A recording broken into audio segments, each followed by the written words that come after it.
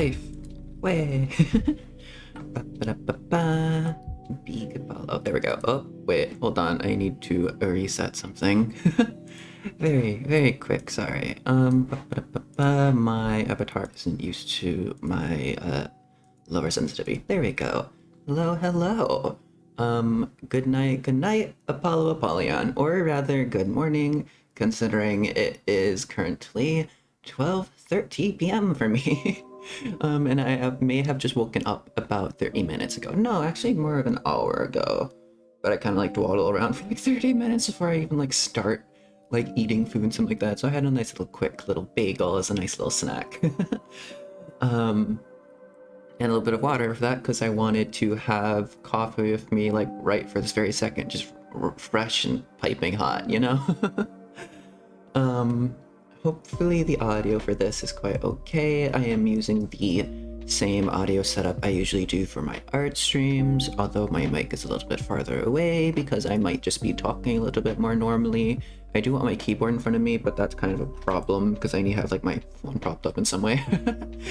And also the weird way in which I have this set up. I am like recording part of my browser, so it's kind of a problem if I want to actually like, physically look anything up, so I might have to do that with my phone as well. So we'll see how this all goes. This is going to be my first ever time, not even for just NaNoWriMo, this is my first ever time writing on stream, so I'm very excited for it. Hello Zero, how you doing?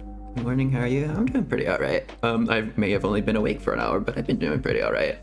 I've watched like 1 or 2 random things about NaNoWriMo just to get myself into like the headspace for it. That also brings me on to some disclaimers I do need to say about the stream. Also, I don't know if it's obvious that I just woke up. I don't know if I have like a slightly deeper, gravelier voice or anything. That is something I notice about a certain Heiko's Bales from Hololive. She does like a lot of morning streams and her voice is like deep and gravelly, and I love that her voice does that in the morning. I think a lot of people's voices do that. I don't know if mine does. I think mine does to a certain extent, but I don't know. And I've just been having a tiny little bit of coffee, and I have coffee with me, which pertains as well to the question of the day, which is what is your preferred method of ingesting caffeine if you ingest caffeine at all? And I think I spelled something wrong there, but that is a-okay. Me, honestly, between coffee and tea, I like both. I think I do prefer coffee. And I have with me today a nice light roast coffee and a massive Yeti mug. Or, yeah, let's go with that, a massive thermos. I guess that's a better way of saying that. Okay, I will drink a little bit of coffee now. Sorry if you have misophonia, sorry if you can hear that. This is using my art mic, so it might pick it up, sadly. I could just mute, but I am apparently not smart and figure out how to do that. Well, no, I clearly know how to do that, I just don't, out of pure spite and laziness. Pure spite against only myself.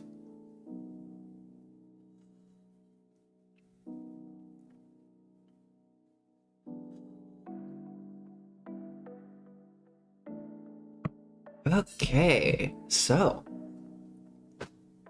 tea is your favorite drink? It's just so soothing and tranquil to drink. Tea is quite nice. I do quite enjoy it. I should buy more. I think I had... Did I have my last Earl Grey? I think I still have some Earl Grey, but I have like a lot of this lemony... I don't want to say hibiscus, but...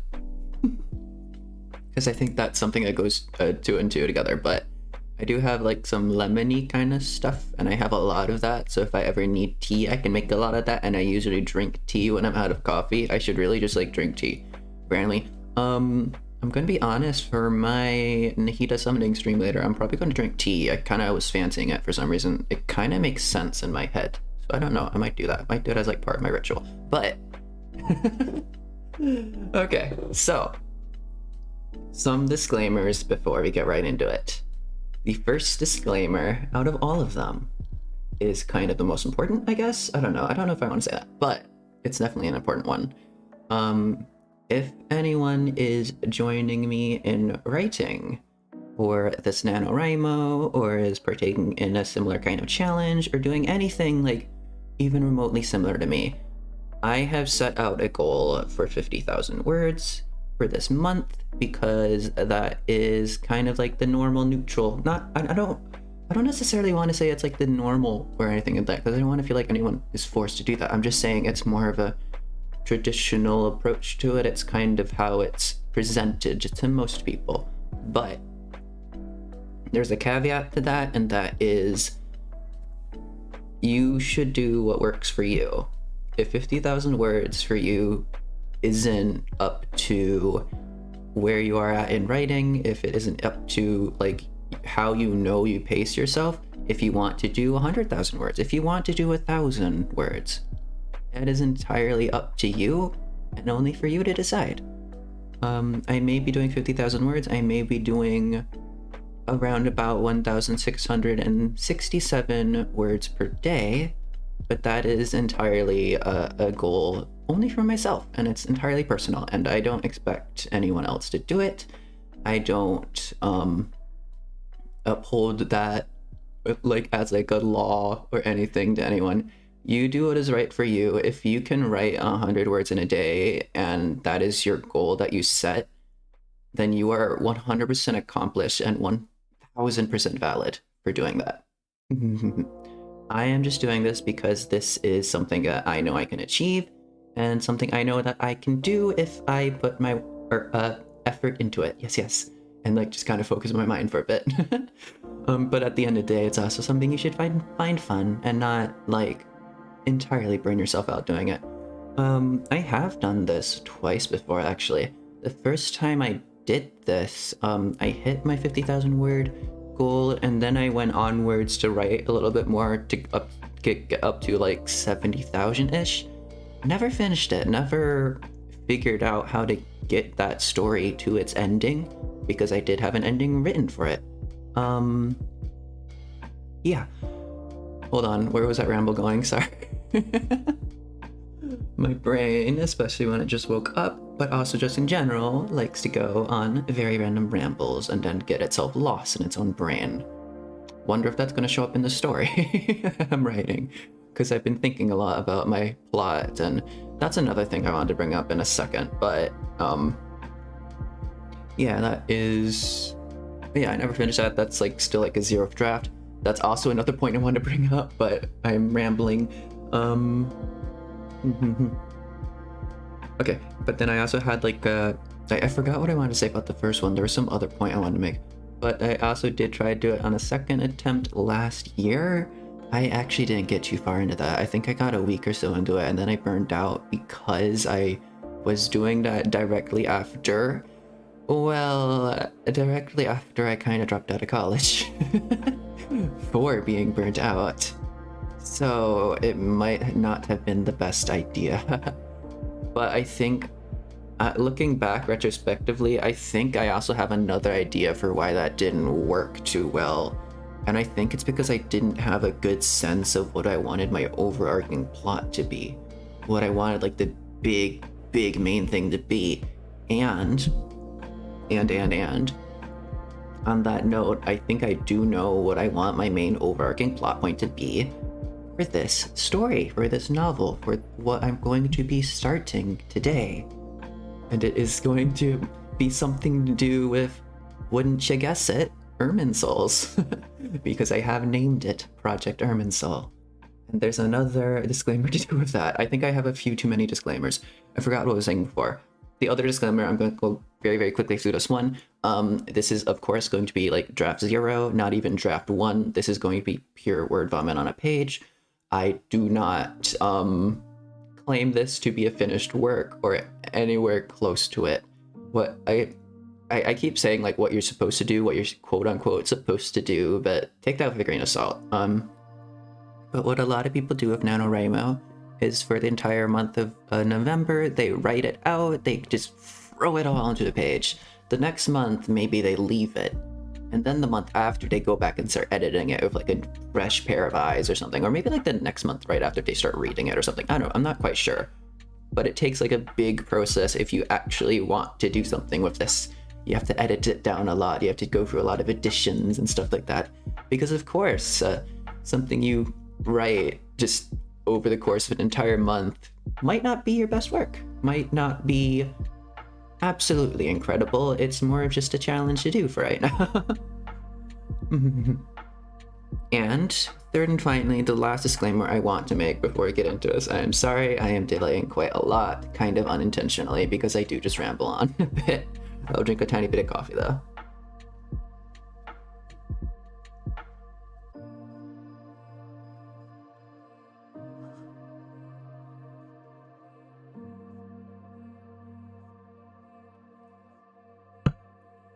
Wow. Okay, I'm sorry if that was audible. That hit down quite hard. I like ceramic, tile things? Not tiles, ceramic, I forgot what they're called, but my mom bought them for me because she just didn't want me to have like hot stuff on my desk, which I suppose is quite smart. But the last and final disclaimer, and I don't even know if I should really say this, but everything I will be writing, I do consider to be my own work. I do not consider this to be derivative in any way. I do not consider this to be fanfiction or fan art. I do have fan art streams where I draw fan art. I do not intend to write fanfiction. There may be some form of parallels with certain things I like that is natural. I do not intend to like infringe on any copyright by doing that. A lot of the things I do write and a lot of things I do will tend to like weirdly overlap, sometimes unintentionally, sometimes because I do just tend to like being inspired by things. I do not intend to like actually fully take from anything though. I do want to have this fully be my own idea realized. And I know that's like a little bit confusing because I've named it Project Irminsul, but I want to say that Genshin Impact did not invent the idea of the Irminsul. That is a ancient kind of like German mythology, a Saxon pagan kind of thing, as well as like what's it called? The Yggdrasil. That's a Norse kind of mythology kind of thing. It's old stuff. It's not exactly owned by Hoyoverse. I was obsessed with the idea before Genshin. I was obsessed with it after. It's something I quite like. It's an idea that I enjoy. I like thinking about, I guess. It's also quite interesting that across the entire world, honestly, it's not even just like the Norse and like the Germanic pagans of the old. That there's a lot of mythology and like spiritualism surrounding the concept of trees. And like great world trees and big cosmic trees are like reaching up to the sky, to the heavens and stuff like that. And I find that really interesting. I think that's kind of half of the human condition, that we look at trees and we think them magical, wonderful things. And I think there's something to that. That's why I may or may not be writing a story that incorporates them in some way. But just because there may be some parallels, I do not intend to have it be like a derivative work. So if that is a problem, I do not intend for it to be, or something like that. I don't know exactly how to word that, but yeah. Because I do know that my character, actually, in my entire online identity as Apollo Apollyon, has certain parallels to Dendro Archon from Genshin Impact. I do not mean to do that. That is actually genuinely entirely by coincidence. I created this and all of this like before the Dendro Archon was even announced, and then the more I looked into them, the more I realized, wait, that's similar to me. Hey yo. Wait, and that's why I like the Dendro Archon in a few ways. Because they do relate to me in some certain aspects. But I think that is enough of the tangents, and well, maybe not enough of the tangents, but I think that is enough of the disclaimers. I think that's all I really need to say on that. So let me very quickly head over to studio mode just so I can kind of figure out what I'm doing, because I want to make absolutely sure this is showing everything it should be. Okay. Okay. Turn that off, and we go over to here. And yeah, I guess this may or may not be another disclaimer. This is how I'm going to be doing this. I am going to be like actually showing my writing, which I think is fine and I hope is fine. And I know there's probably not going to be any complications that come up from this because there are a lot of protections I can take. But I have it just fully zoomed. Sadly, I can't get like the absolute background to change color or anything like that. So I just have like the page color, a slightly pinkish, purplish, lightish kind of color, which is quite nice. But other than that, yeah. Okay, that I know I like a lot. And like the way I'm probably gonna write, I haven't ever written on stream before.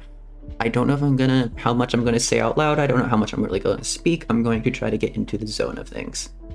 And I'm also not really gonna be like doing timers or anything, which is what I know some people do. But I will be tracking this just kind of, because I like numbers. I would like to see like how many words per minute I am able to do while doing this, but I don't know. And also, if you've ever listened to like that one short story, spoken word short story kind of thing I did, this might be slightly similar, and just like how I say it out and like enunciate it or something. I'm not sure, but with that all out of the way, I think it is time to begin. But not before I drink a little bit of coffee.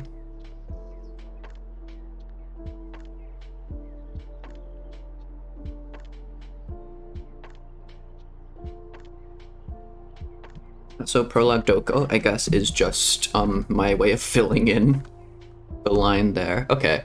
Although I do want, hold on, how do I do this again? I did want the first line hanging. Indent? Indentation options. Special indent, first line. There we go. Okay. And then I do this in bold just so I kind of know what this is. I don't remember if you want the first line of everything hanging or just... I wonder if you could set that up. I'll push that over there, so like the next one down is like that, but I think the first one just went here. Okay.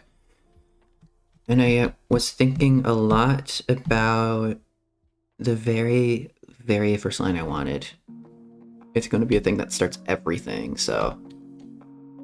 Okay. Rumors of... So... I should probably have my cursor, but that's fine.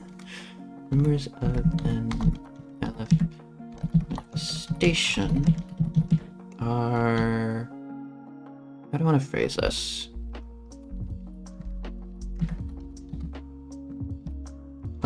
Unsubstantiated. Because I do quite enjoy writing prologues. I do quite like just making things seem... I don't know.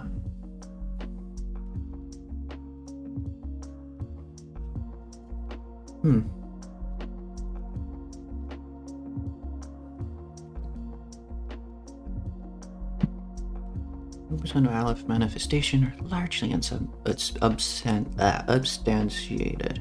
Is that how you spell that? No.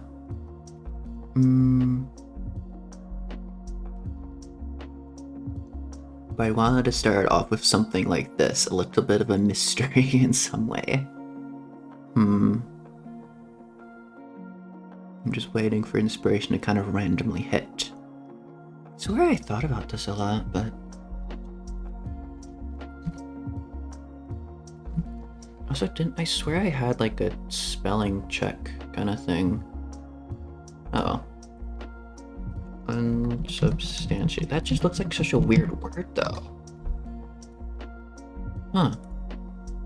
Rumors of an Aleph manifestation are largely substantiated.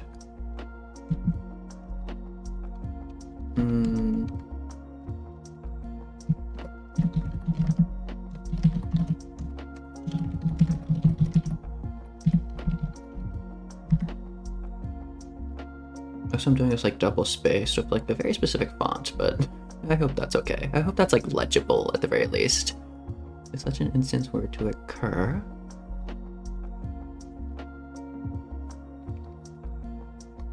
I'm trying to think about what I want to happen here. Because it's fine and all for it to be vague in your head, when it comes to actually writing it, that's quite interesting. And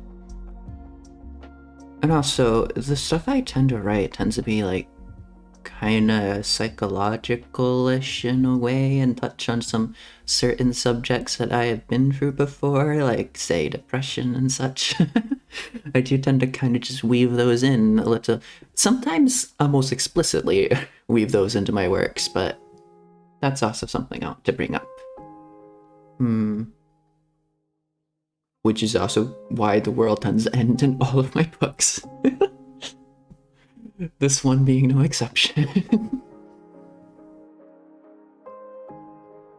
Is such an instance were to occur?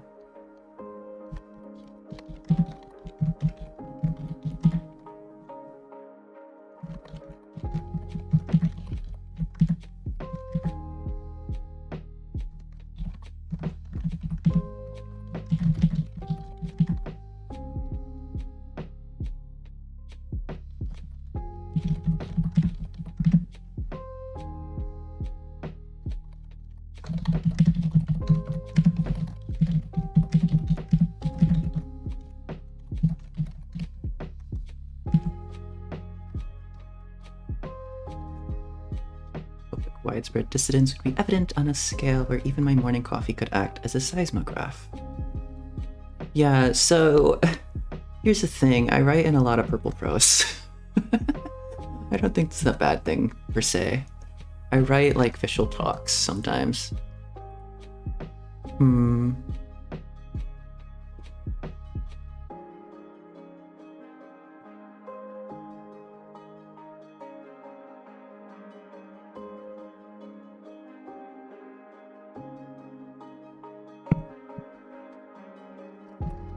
Granted, there have been multiple manifests. Also, is it obvious that I quite like SCPs and such? Manifestations. Granted, there have been multiple Omega manifestations. What did I want to get away with by saying that?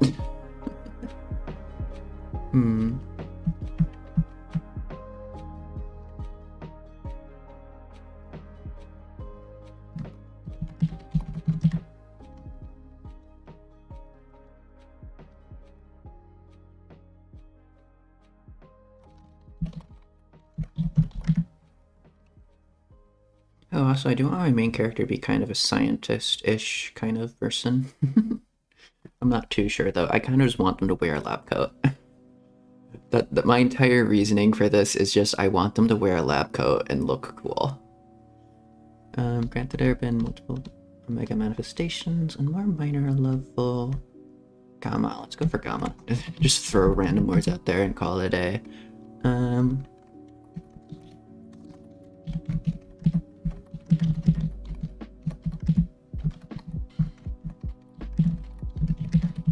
But an Aleph manifestation was still theoretical.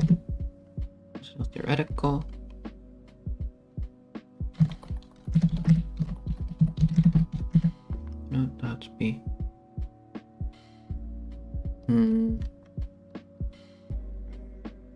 Lab coats are of highest fashion these days. Yeah. I'm gonna be honest, that's why I really like wearing my bathrobe sometimes.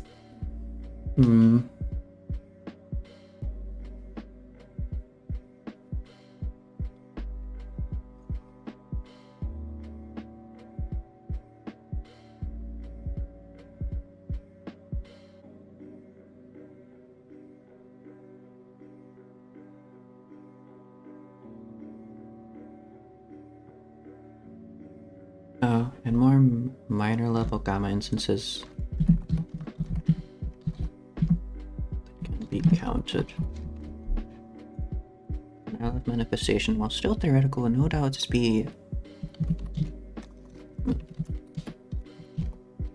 catastrophic scale almost imaginable.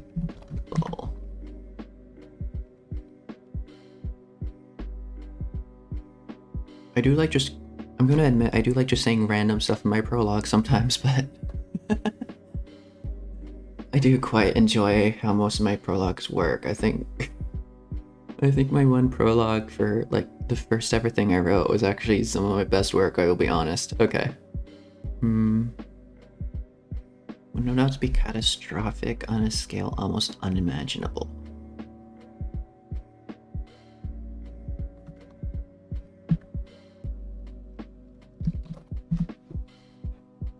Oh. Okay. To claim such a thing is to be at the height of sensationalism.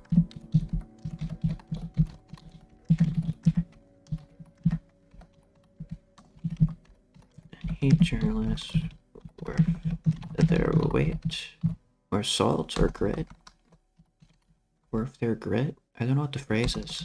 Salt? No. Saying worth their salt makes me think of Carthage. No. Worth their... Any journalist worth their grit.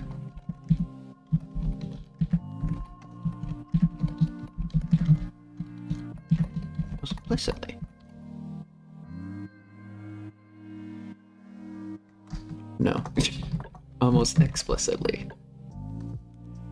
Explicitly. There we go. That might be going off the screen size, so I will scroll down, because this is a weird way to stream this, I'll be honest. Rumors of an Aleph manifestation are largely unsubstantiated. I can't even say the word, should I be writing it?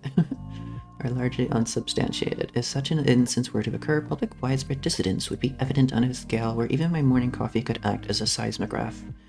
Granted, there have been multiple mega manifestations, and more minor level gamma instances than can be counted, but an Aleph manifestation, while still theoretical, would no doubt be catastrophic on a scale almost unimaginable. To claim such a thing is to be at the height of sensationalism, and any journalist worth their grit would avoid such topics almost explicitly. For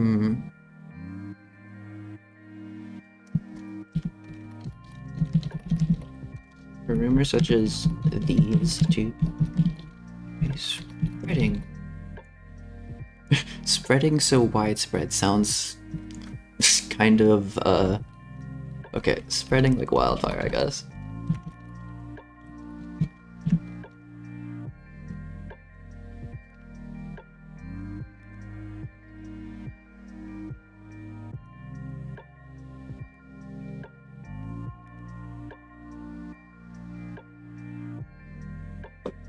Rumors that disease to be spreading like wildfire. Surely a child must have witnessed. Witnessed perhaps an Omega. A station.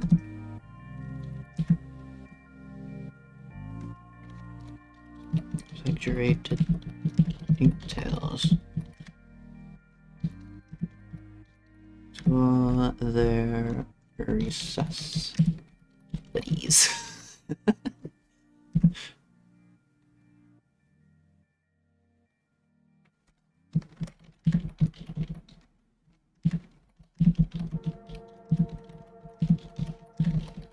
The teacher in charge that day would have overheard. Perhaps babbling. A madman.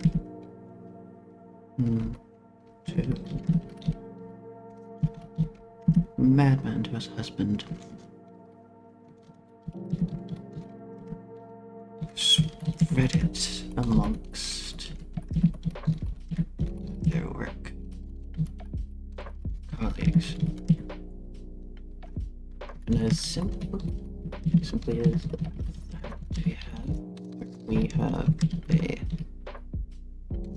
we have a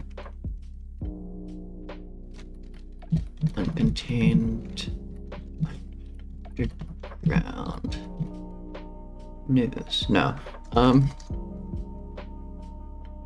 Uncontained undergrounds. Really? By those still not entirely aware of the gravity of our current situation.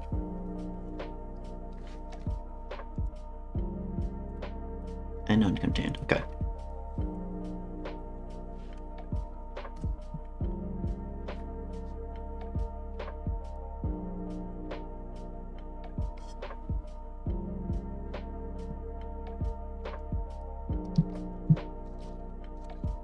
Believe me, there was an Aleph, an infestation. I'd be the first to know.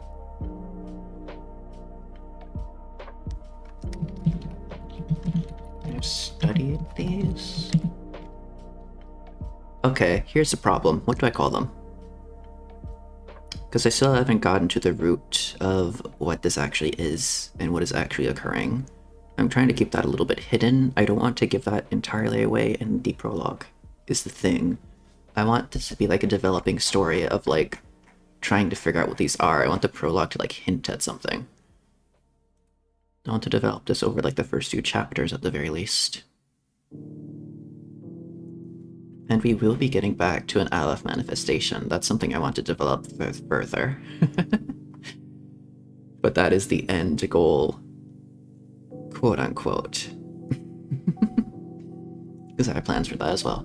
Okay. So I suppose you can't see.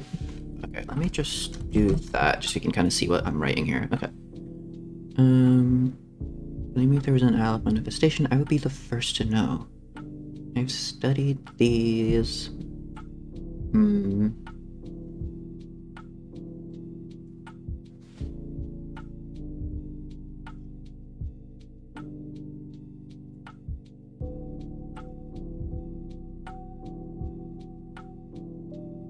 I've studied these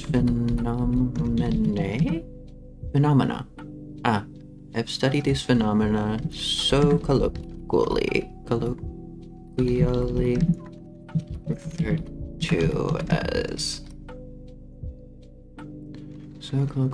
to as Irminsuls, or also.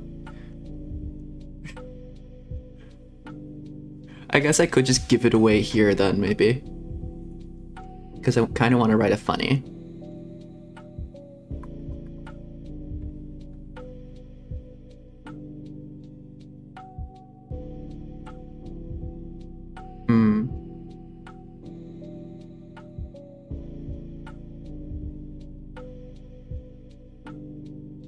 Now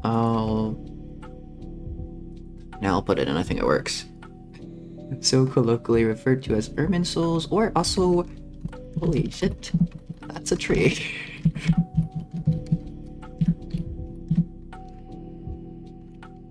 By somewhat less, do I want to say savory? Maybe not savory. That implies I want to eat them.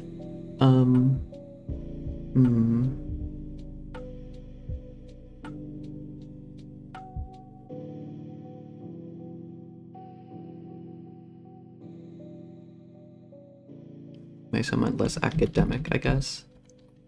Individuals. If these phenomena so colloquially referred to as Irminsuls are also, holy shit, that's a tree, by somewhat less academic individuals.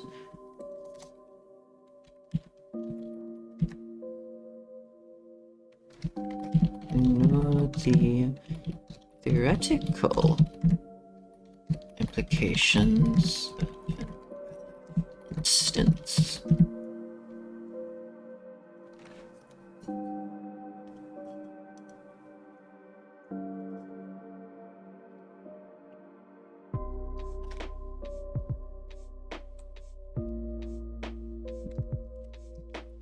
One thing, a gravitational effect of such a thing. Okay, no, you can't just say thing twice in a sentence. Come on, Apollyon. For one thing, the mass of such manifestation would be twice that of the moon. Twice that of the moon.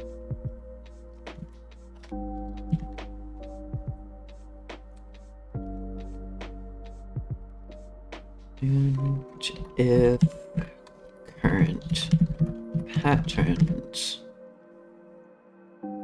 current patterns are to be trusted,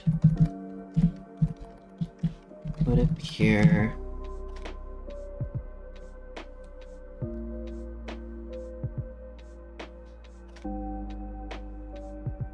how do I map this? Because I could go for like a flat number. I do just want to say like maybe twice as close though, just so I can kind of math it out in my head. And if current patterns are to be trusted, would it appear twice? No. Yeah. Half the distance between the Earth and the Moon. The gravitational effect of this. Gravitational effect of this.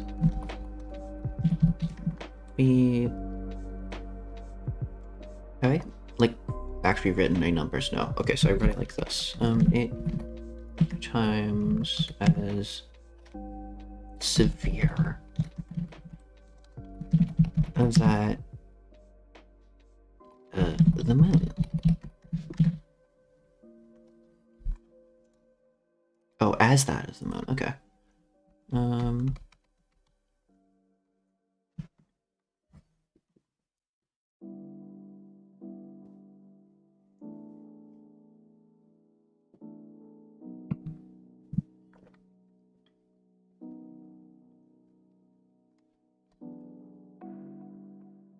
One thing, the mass of such a manifestation would be twice that of the moon, and if current patterns are to be trusted, would appear half the distance between Earth and the moon.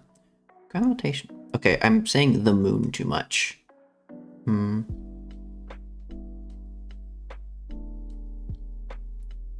would appear half the distance.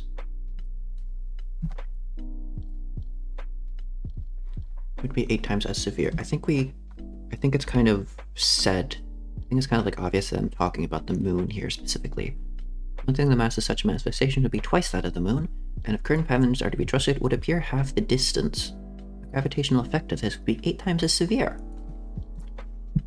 8 times as severe, causing not only no, it wouldn't be a cataclysm exactly. Not only exaggerated tides, but by proxy of these manifestations,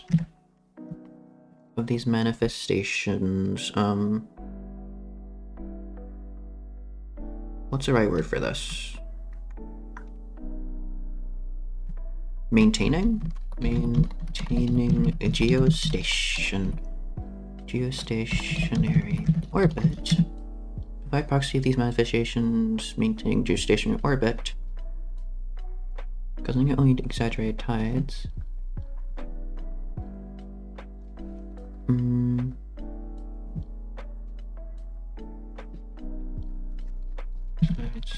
Also, and then comma there, by proxy of maintaining geostationary orbit, because that's like a little bit of extra information. Why am I talking about like sentence structures and stuff? It's like I'm in an English class again. By proxy of these men. Hello Hanamaru, how you doing? Is it nighttime for you? You should probably sleep. I think, if it's like 1 AM for you or something. By proxy of these manifestations, maintaining geostationary orbit, the tidal heating. I don't know the exact science of this. I don't know. I haven't looked into tidal heating too much, but I know it's there. I know it would probably be caused by something like this, of like this severe. It's 1 a.m., but you just woke up. I see, I see. Wait, you just woke up at 1 a.m.? Question mark? Are you pulling an Apollo? That is something that Apollo would do. And I am not referring to myself in the third person, don't ask about it.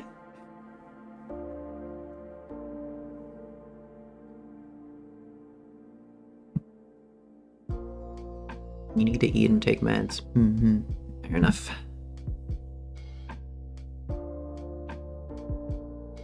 The gravitational effect of this would be 8 times as severe, causing not only exaggerated tides, but also by proxy of these manifestations maintaining geostationary orbit. Tidal heating would... What would the tidal heating do?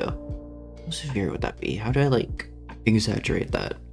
Why am I speaking in a third person? Don't worry, it happens.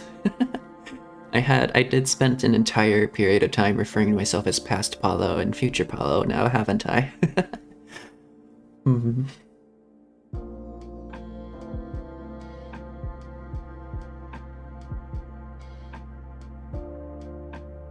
Usually I don't write this slowly, but I don't mind it, I'll be honest.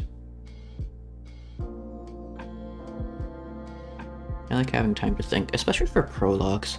I think for later chapters I'll probably write a lot faster, but especially for a prologue I do kind of want it... I don't know. As easy as it sounds for official, for me it does take a little bit of effort to write in purple prose, even if it isn't the best. What's the genre? Maybe more of like a psychological horror, sci-fi kind of thing-ish.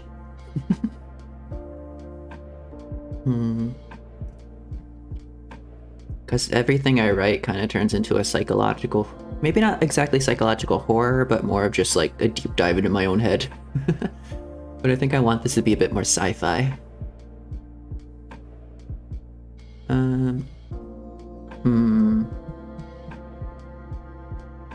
By proxy, these manifestations maintaining geostationary orbit, the tidal heating would...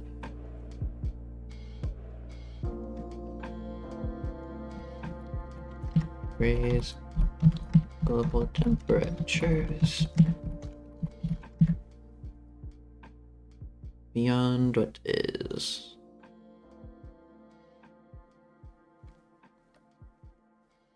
I don't know the exact science of this, so I can't say for sure, but beyond what is in plant life. Maybe. Because 8 times the gravitational effect of the moon seems a little bit too little for this. So let's mess around with some of the values. Twice that of the moon, half the distance. Let's go. Hello, no longer sane. How you doing? Instead of half the distance, we'll go for a quarter. Quarter distance. So 2 times like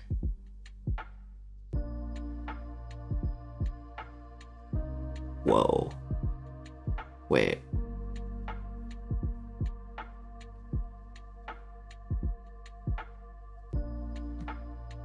Wait. You know, 8. So 2 times 8, so just 16 times as severe. There we go. 16 times as severe. I think that's how math works. It's been a while since I've been in a physics class though, but I think that's how like the gravitational equation goes. It scales with directly with mass, but also like with the square of the distance. Or more of the square of like 1 over distance in it. Because the closer you are to a gravitational point. No, a point mass? The closer you are to a point mass, the stronger the force in like most fields.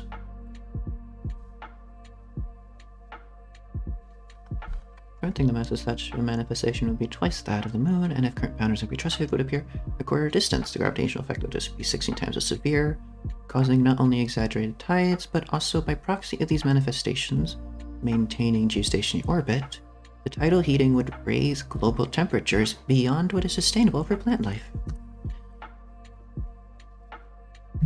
This is not even mentioning that by the standards, we recommended the exclusion. He recommended, no, the exclusion zone for an object of this class would extend to the entirety of the planet.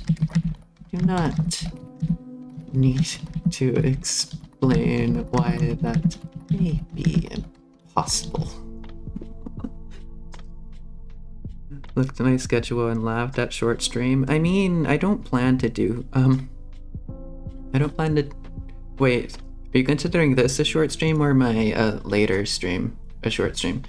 Because I don't want to do too much of that. I want to just like do the summons and then like do a tiny bit of farming and get out, because I do plan to do like this story later. Because I'm doing that Nahida summoning stream at like 11 p.m. I don't want that to run on for too long. I just want to get Nahida though. I'll be making a small event out of it.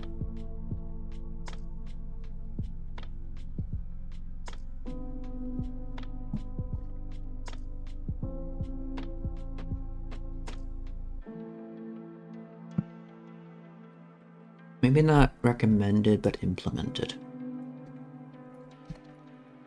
The Nahida Bolon, I see. Yeah, 2 hours is quite short for me. It's not even mentioning that by the standards we have implemented, the mandatory exclusion zone for an object of this class would extend to the entirety of the planet. I do not need to explain why that may be impossible.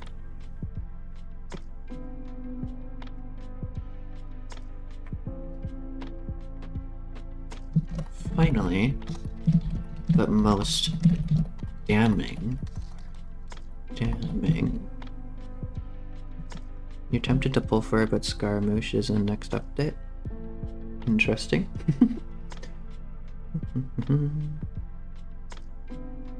Yeah, that makes sense.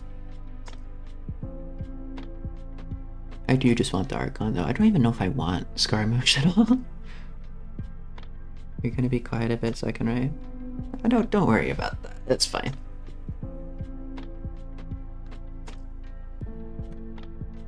Finally, but most damning.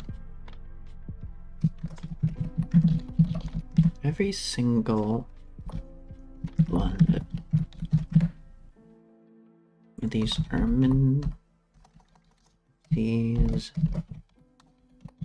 Irminsul stations pertain to a person. Do I want to be revealing that in the prologue? I don't know. I'm going to do that anyways. Every single one of these Irminsul manifestations pertain to a person.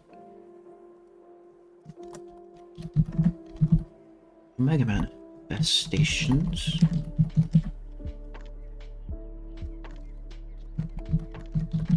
are related mostly to persons of power.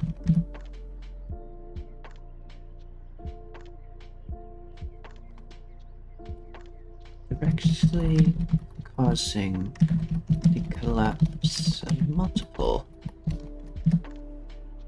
nation states. Omega manifestations are related mostly persons of power, directly causing collapse of multiple nation states.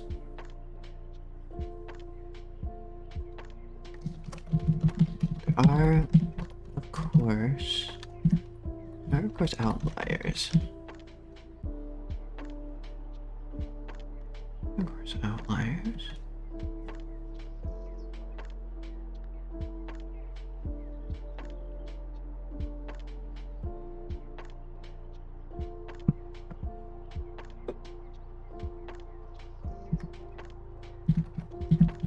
third Omega.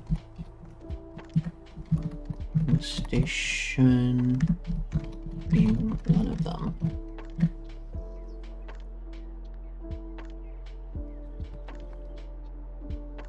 I need to remember that specific plot point and implement that in some way. Okay. I don't know how long I want this prologue to be, because I'm getting towards the end of what exactly I want for a prologue, and then I guess I'll start on the chapter 1. I don't know. Usually my prologues are long. This might be a bit of a shorter prologue. Not sure. There are of course outliers, a third manifestation being one of them.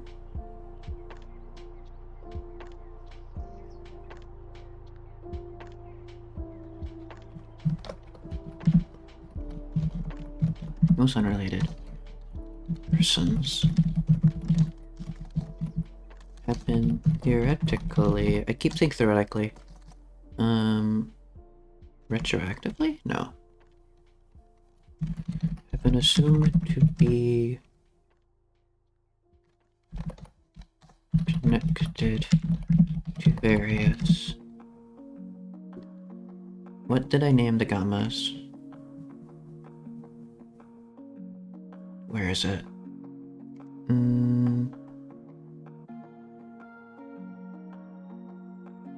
Minor level gamma instances. Okay. Gamma level, or minor level. Various. Unrelated person been assumed to be connected to various lower... lower class...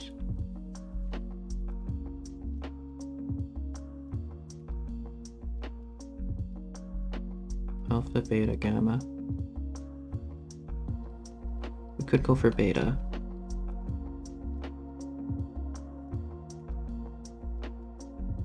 Or we could go for something else. What's like a synonym of like insignificant? Something like that, maybe. Not like outright saying insignificant, but maybe kind of like slightly implying it.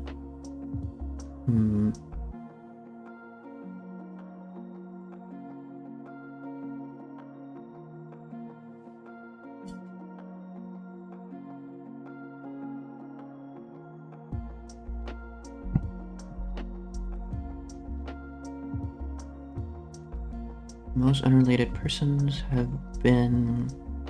What do I mean by unrelated persons? I'll just leave that in, I guess.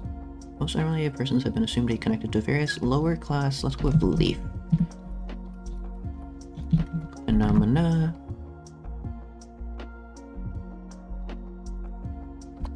One of the few manifestations able to appear at ground level.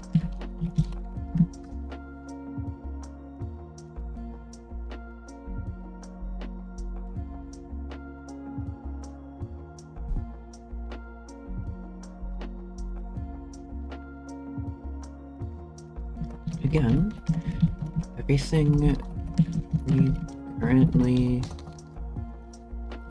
assume to know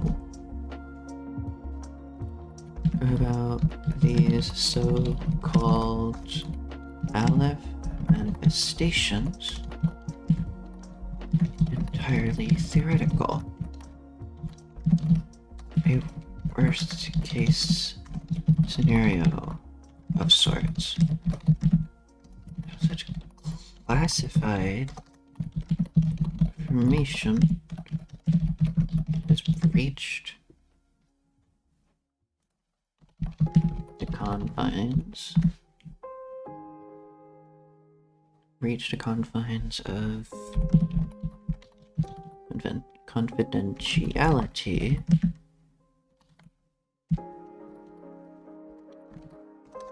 unknown to me. How such classified information has breached the confines of confidentiality is unknown to me.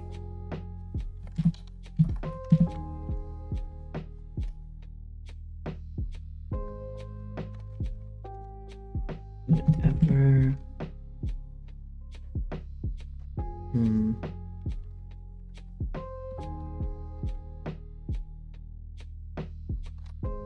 incident the outside public claim to have occurred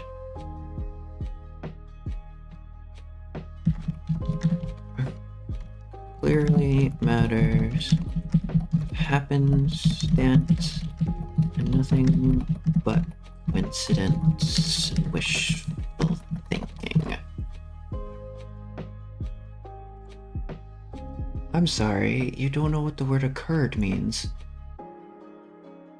What? Does it... What?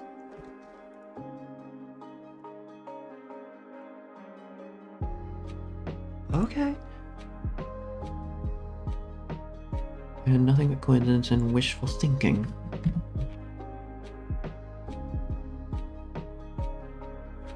Scenario sorts how such classified information is breached the confines of confidentiality is unknown to me, but whatever incidents the outside public claim to have occurred are clearly matters of happenstance and nothing but coincidence and wishful thinking.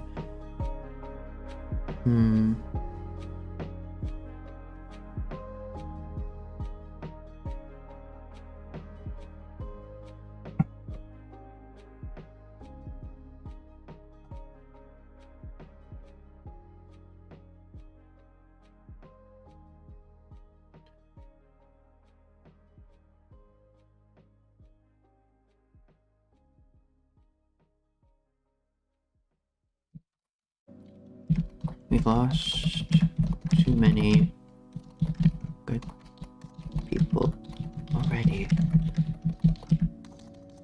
Just think, one of us is yet even still leaking such sensitive.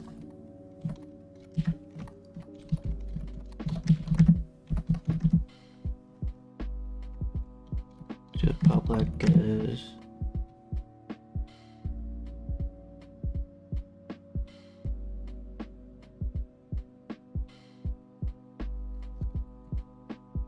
just a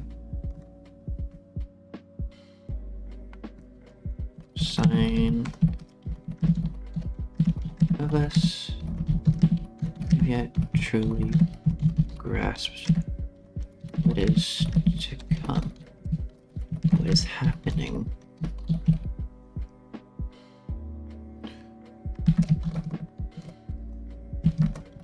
Which is... No.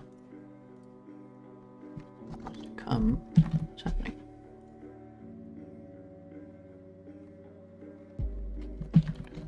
Rising. Considering we've lost about a third of the Earth's current population. Do I want to say current or past? Current sounds odd there.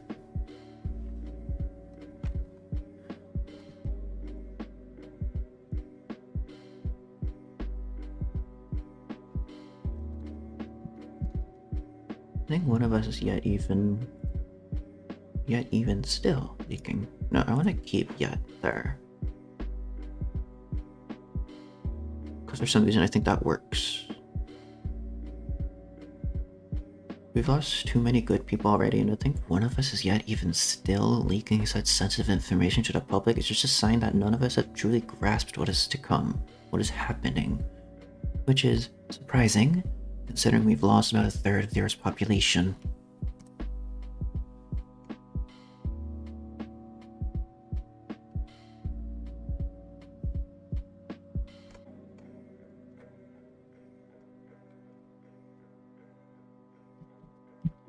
An Aleph manifestation.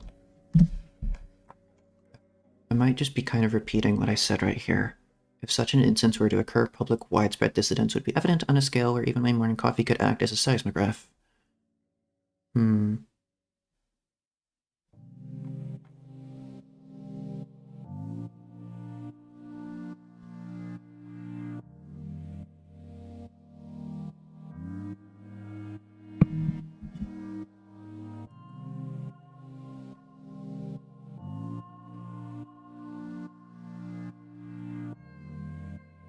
An Aleph manifestation.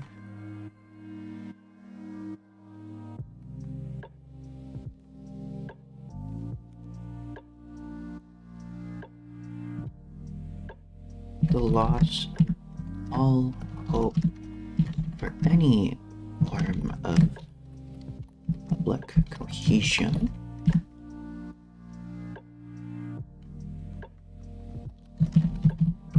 Devastating.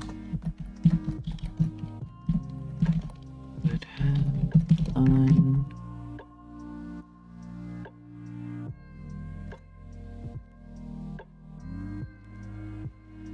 the devastating effect would have on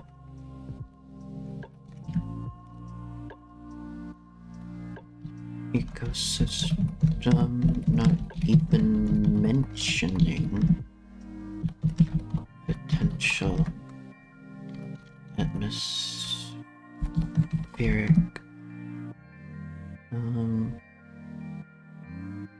not even mentioning the potential atmospheric decay. All of it pales in comparison to the final implication that an manifestation, or no, an Aleph, don't want to call it an entity, I'm not sure. Aleph Irminsul would imply.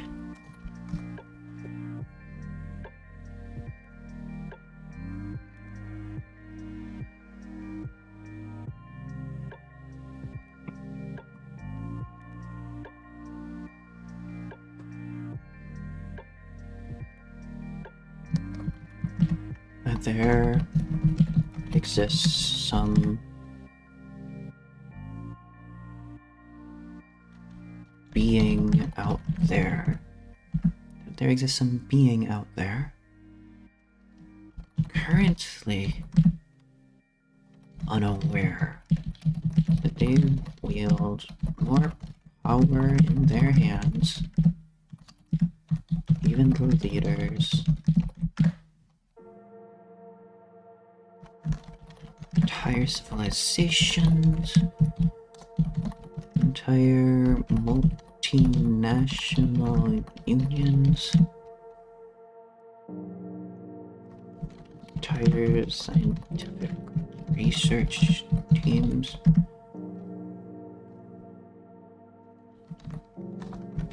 even any other human who still exists on this planet.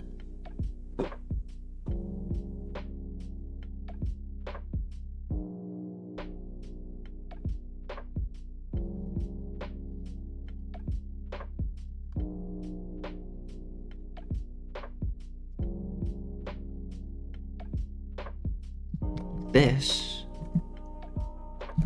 is what I believe Aleph manifestation to simply be fanciful make-believe.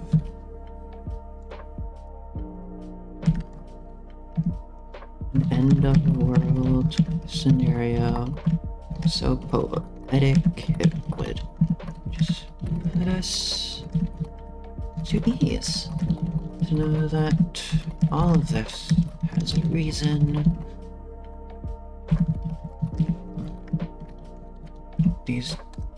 All these confusing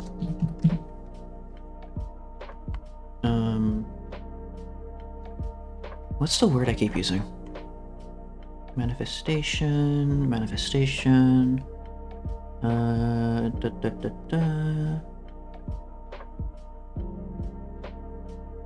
Phenomena? No. What else do I call it? I called it something other than manifestation, I swear.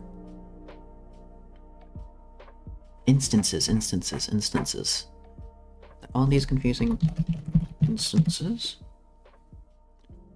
Another world scenario so poetic it would just put us at ease to know that all this has a reason, that all these confusing instances were building towards some greater meaning.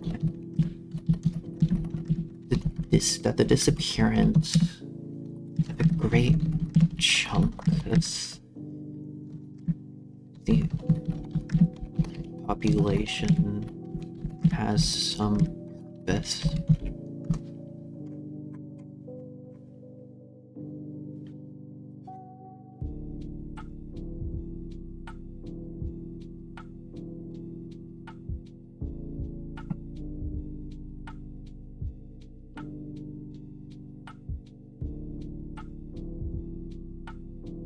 All of it pales in comparison to the final implication that an Aleph Irminsul would imply. That there exists some being out there, currently unaware. They wield more power in their hands than even the leaders of entire civilizations, entire multinational unions, entire scientific research teams, even any other human who still exists on this planet. This is why I believe in Aleph manifestation to simply be a fanciful make-believe, or to simply be fanciful make-believe. An end-of-the-world scenario so poetic it just puts us to ease. To know that all of this has a reason, that all these confusing instances were building towards some greater meaning, that the disappearance of a great chunk of the Earth's population has some purpose.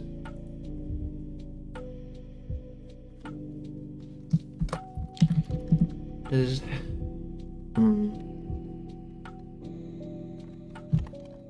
brilliant and soothing.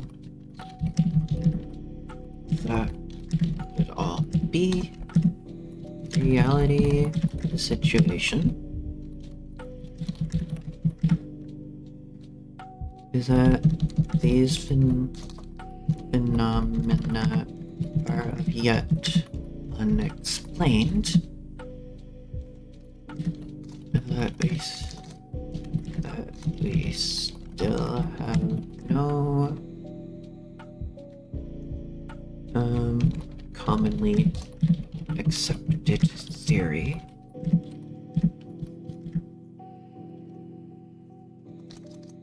or even the existence of these manifestations.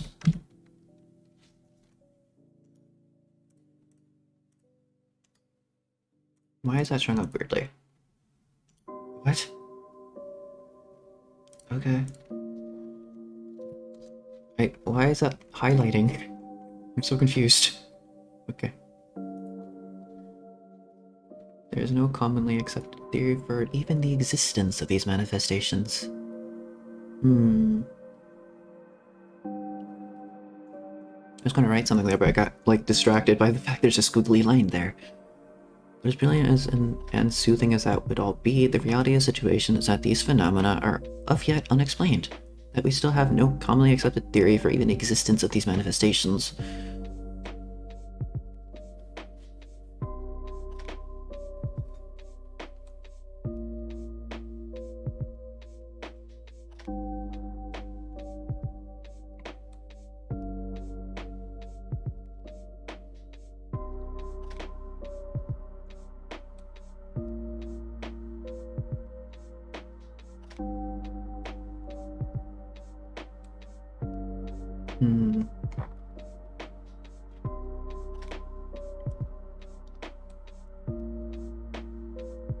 I forgot where I was going with this.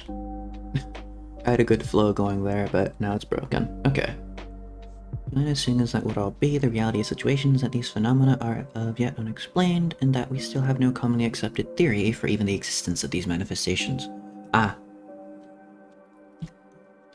All lab sampling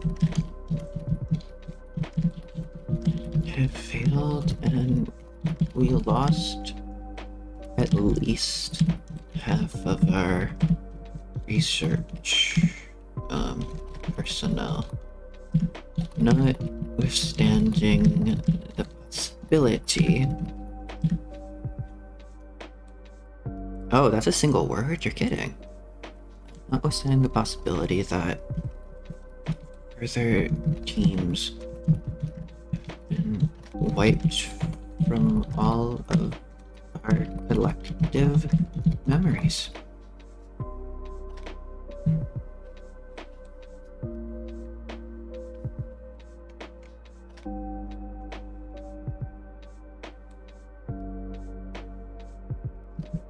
Believe me,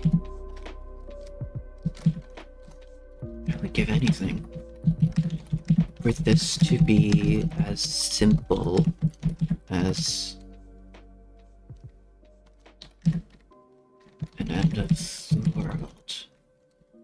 Just to be as simple as a story of apocalypse. The universe itself ending. For this to be the final dying whimper of humanity. All the signs and science so far point to something far more terrifying.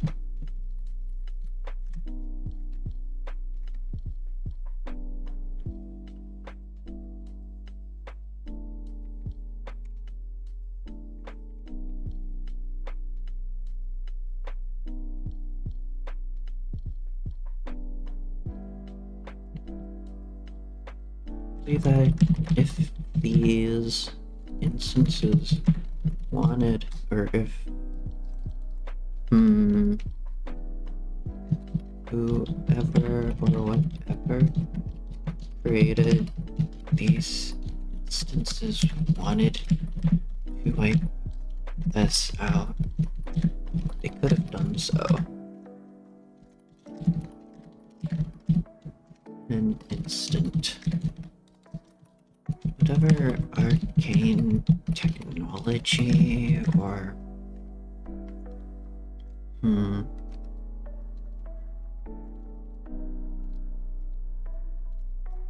mythological,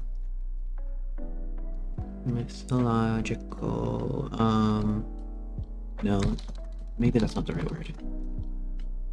Or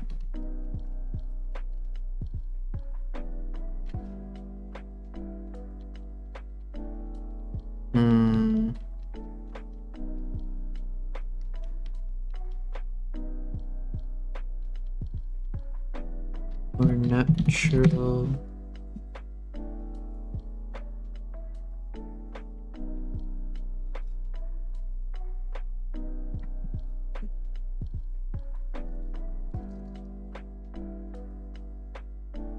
Oh, I already used the word arcane. Or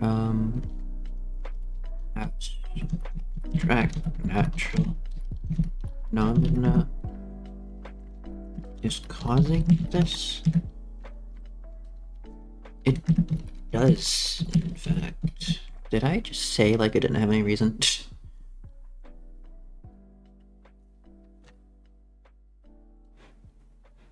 To know that all is without reason, all of these confusing nature have been towards some great meaning, that the disputes of great chunk of the Earth's population has a purpose. What arcane technology or abstract natural phenomena is causing it does in fact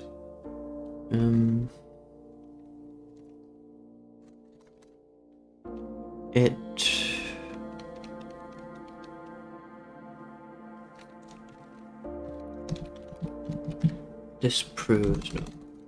disproves any notion of want to like to extinct us, at least on a rather immediate scale.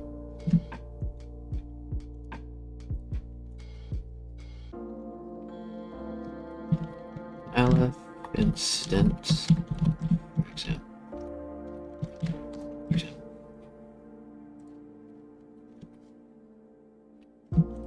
For example, crashing into the planet would extinguish all hope we have of existing infinitesimally small amount of time.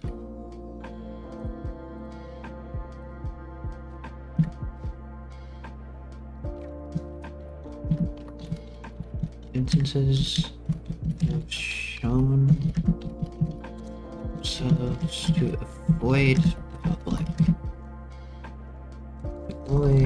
extremely public areas, most exclusion, most of our arbitrarily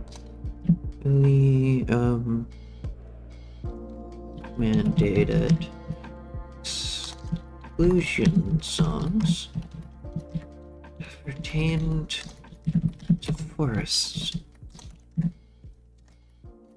With only one omega instant vacating the entire city of... Okay, what do we do? What place name should I mention? Should I delete London off the map? Let's delete London. It's not like we're deleting it, it's just like a tree that appeared there and then everyone had to evacuate. The entire city of London. Only one omega instance vacating the entire city of London. Okay.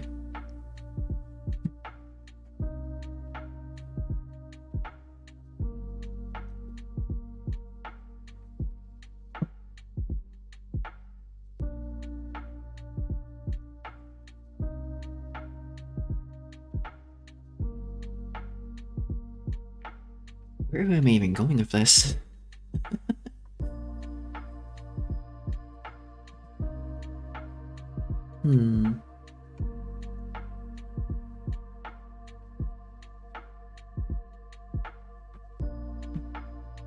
Because I did want there to be a very distinct ending to this very specific prologue.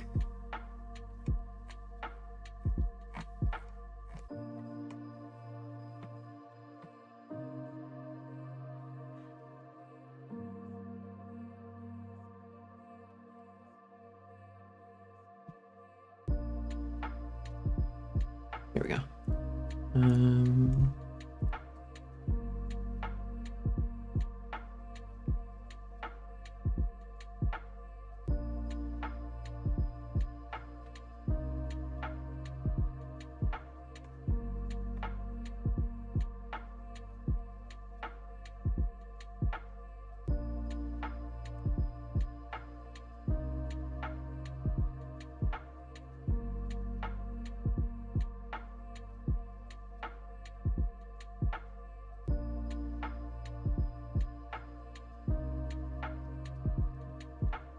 Aleph manifestation simply cannot exist despite the theories.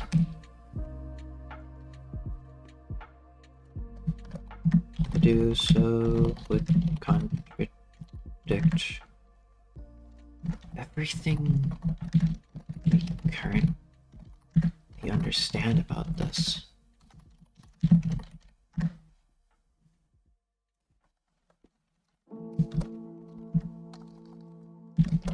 Call me arrogant.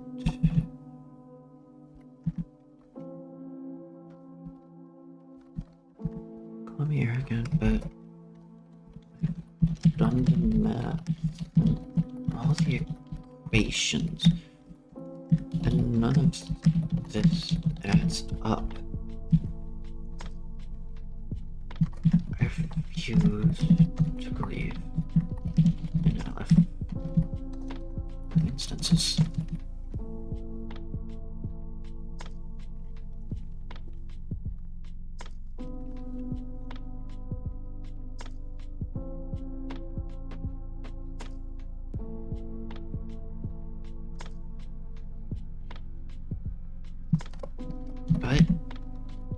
still, despite all of this,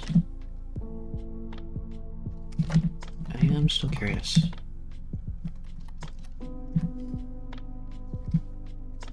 Rumors,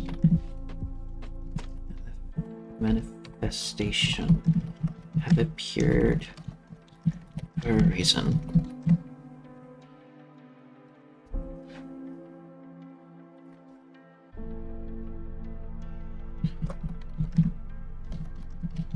This may be because, yes, I have just woken up.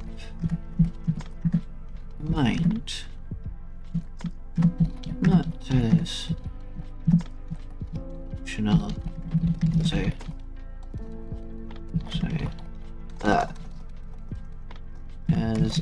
would like at this present moment. For just a second, I want to have hope. I want to be proven wrong. I implore the world to surprise me.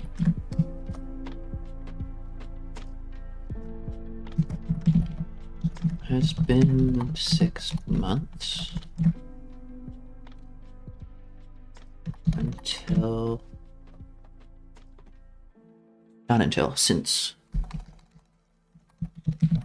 since the last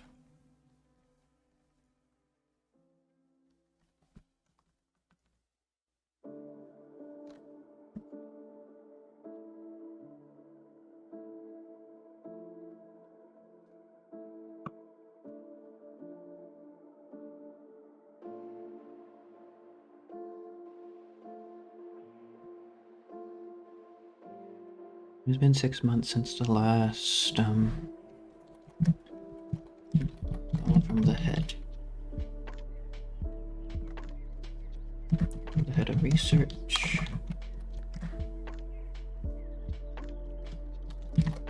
And I'm starting to believe we may have all collectively given up.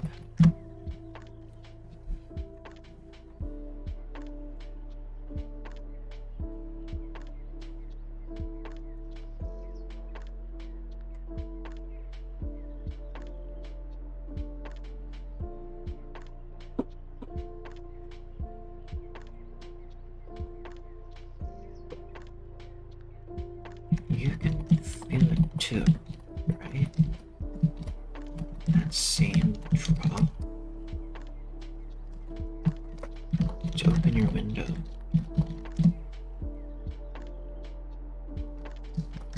To look.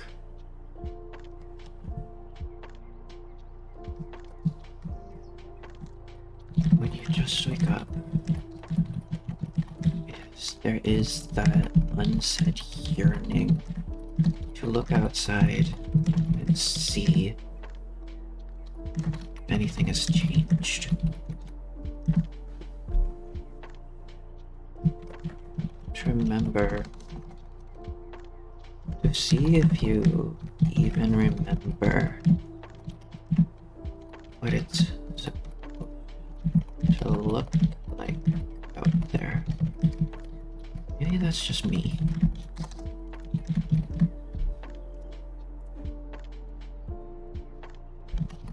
Maybe that's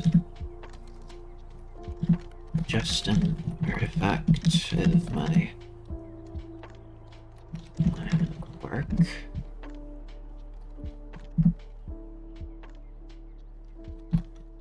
The world outside the window has always drawn me in some unsaid way. Always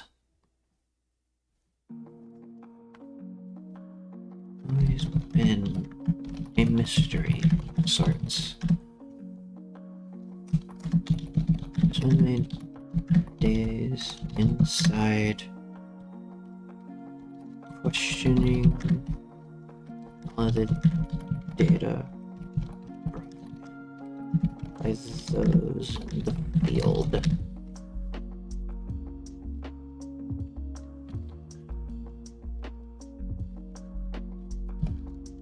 Wondering what trees even look like. I could answer that question by myself so easily.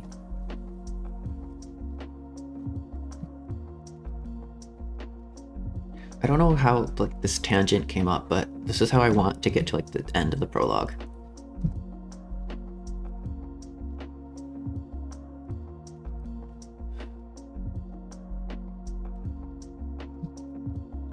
Coffee shaking in hand.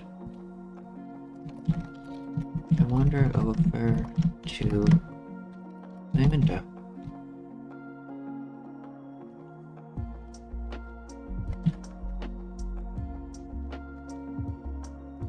Which theoretically should oversee. That's not how you spell that. Should oversee monument at the heart of French culture.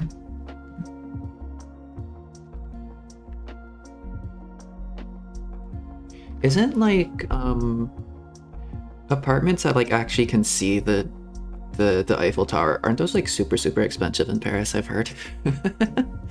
It would be amazing, but I think I've heard that anything close to that is actually extremely expensive. Just because it's like a kind of really touristy kind of thing to do. Also, I hope what I'm about to do isn't blasphemous, but...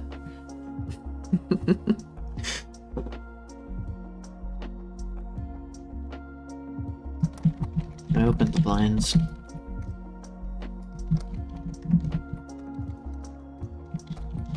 Standing there for all the world to see.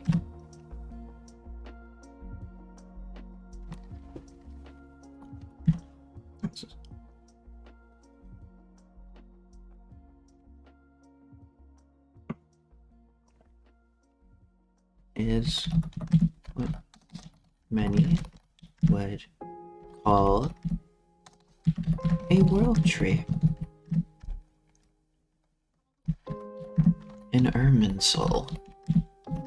A Yggdrasil. I'm sorry. So the dictionary knows what a Yggdrasil is, but not an Irminsul? Seriously? Okay.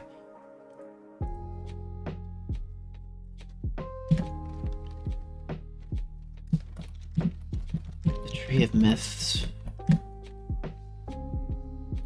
The core of the human condition. To look at the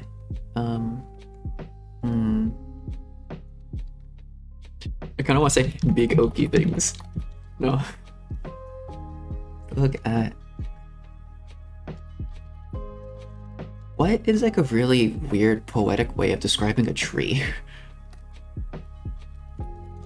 To look at it, I guess those call them trees. To look at the trees in a forest and imagine them reaching towards the sky. Some act of divinity.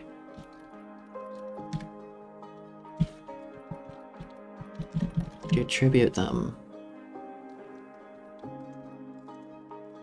all our ideals and all our yearnings.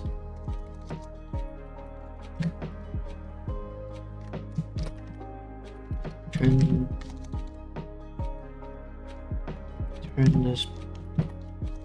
this artifact of nature into some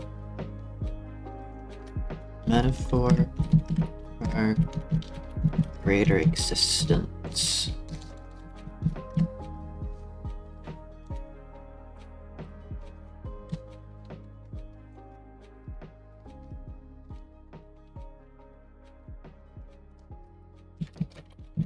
Koreans have their version.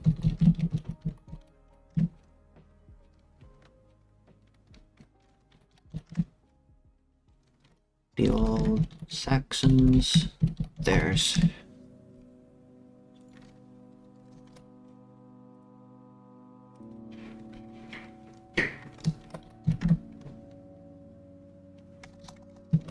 Even the Norse. Even the mythological Norse. Should I call them mythological? I don't think that's the right word, but oh well. So I was looking into this a little bit. Korea and like a lot of like Southeast, well, kind of Southeast Asia, more just East Asia, I guess.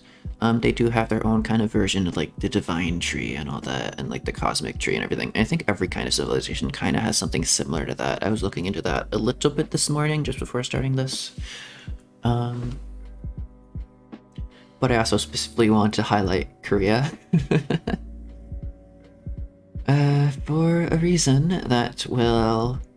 For one thing, I'm half Korean, but for a reason that will probably become evident in a millisecond.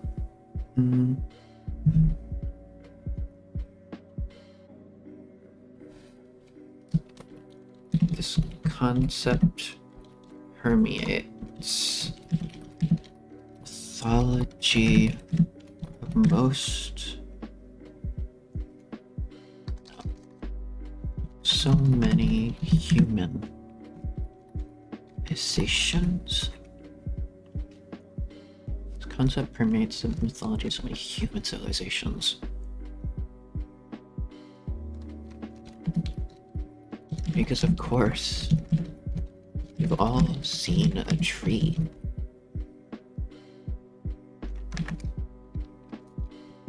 We've all looked outside once. Looked at the natural skyscrapers, the world unpolluted by human desire.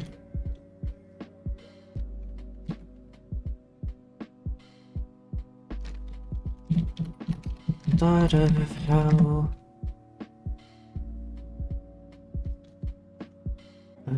how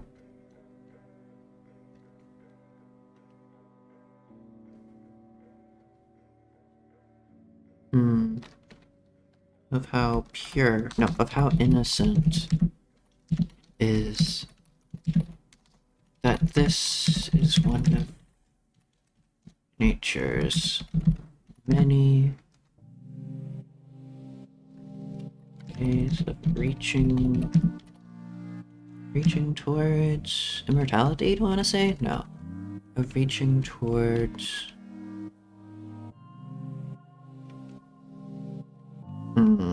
What did I want to say here? Longevity? Maybe? Not sure. Of reaching towards something that will last.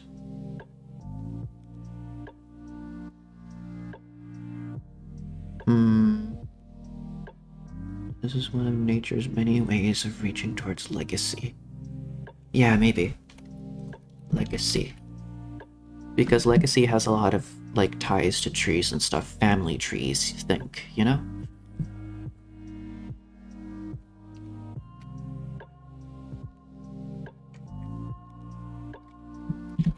I look outside at the Aleph manifestation.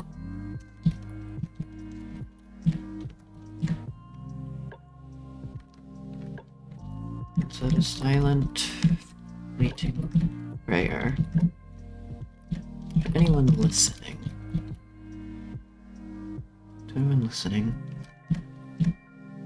Any day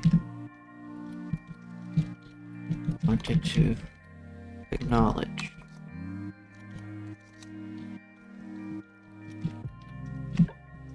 Wanted to acknowledge the end? I don't know. To any deity I want to acknowledge it.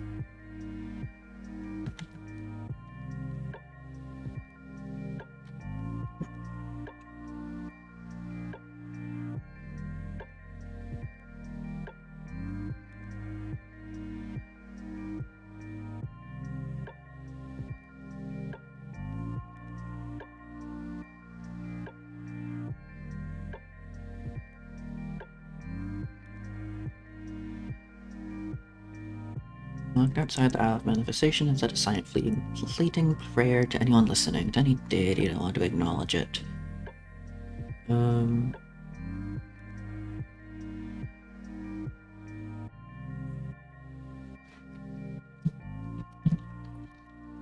Memento to my life of science. To my belief in all things tangible and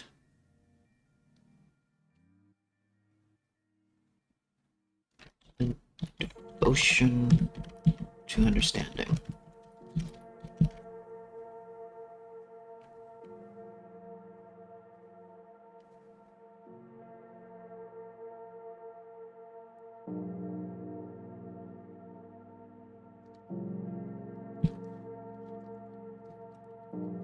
Should humanity be succeeded by any living person left in the wake of this great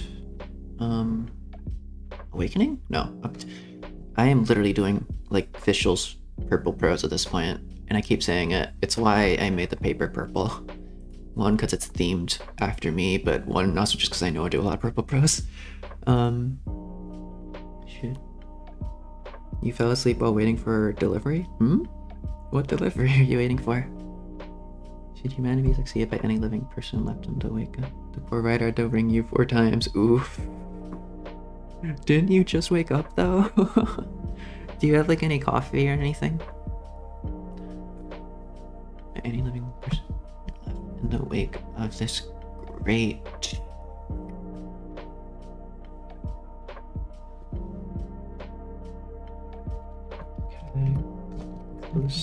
you slept most of the day away and you're still like sleepy.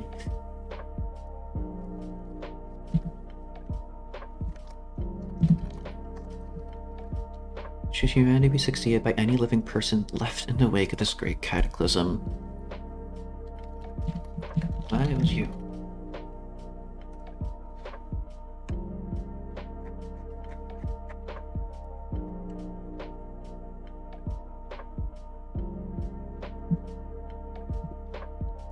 So I guess finally given me the true clarity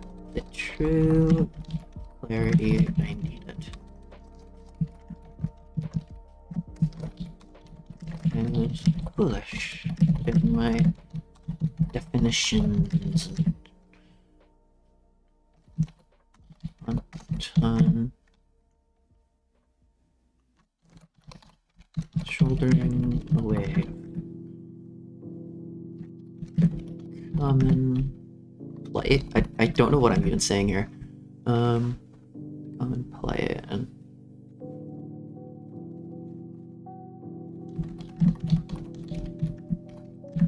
ignorance of the outside. Hi Santosh, how you doing? I'm doing a little bit of writing.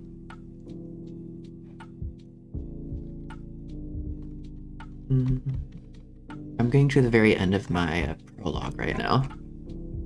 This is coming in around 1,404 words, and there's still more I want to do. But maybe after I fully finish the prologue, maybe I'll take a short break. I'm not sure.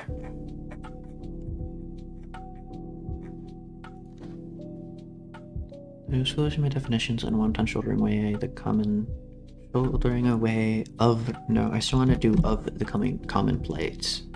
Ignore that.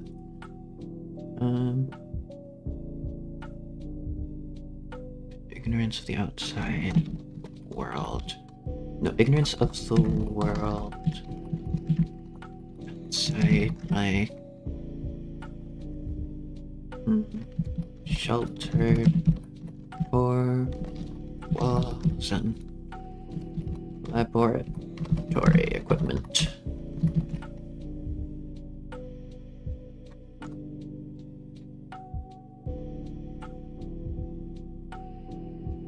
And this is going to be where we introduce our protagonist. And I've come up with a name for them. That name may yet change, but I just want their name to be something like this.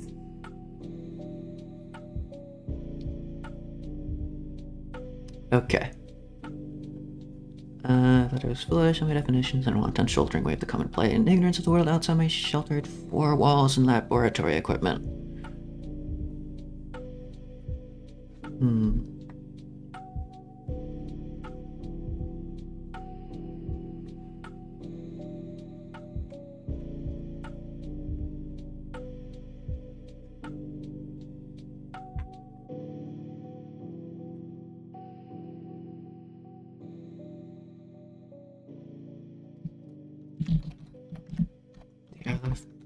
The Aleph instance. Of course. It was yours.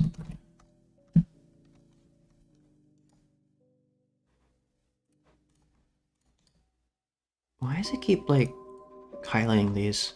I don't get it. Am I doing something wrong there, or is it just trying to... The Aleph instance? Of course it was yours.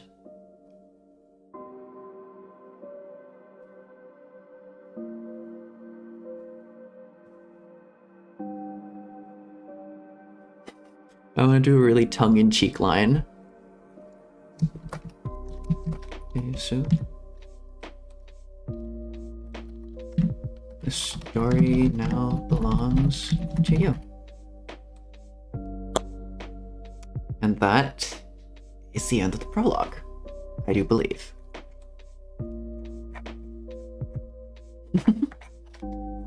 I will need to find out like a way of like publishing in this in some way. I'm still considering maybe doing like Booksy or something, but for now this is just like a Google document. Okay. And that's only 1,429 words in this prologue, which is actually quite short for a prologue, I think. Because I think most of my chapters tend to like take up an entire section, but I do want to start on chapter 1 a little bit. There we go. We do bold. How did I do this? Let's start. Oh, I didn't. Do a tab and then chapter 1. What do I name it?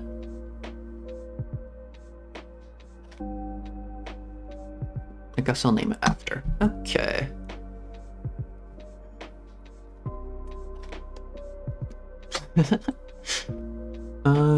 I do think perhaps I should take a short break before I start this. So, let me introduce a new text source. Where's this? I'll take this opportunity to go take a pie break. I don't suppose it's under scene? What is this? No, that's not what I'm looking for. Cancel that then. How do I add in text? Oh, there's text. There we go. I'll just call it beep boop because that makes sense. Okay. And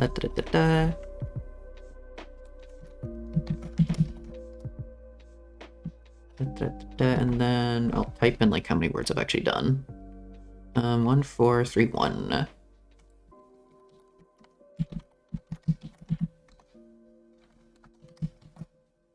Excellent.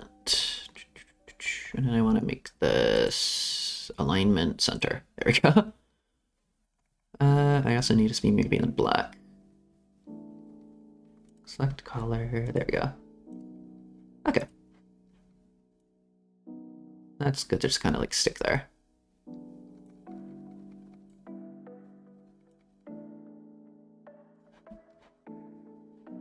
Okay, how do I edit this again?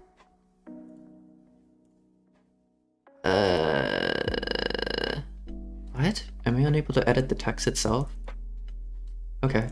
I'm gonna put like pie break brackets here.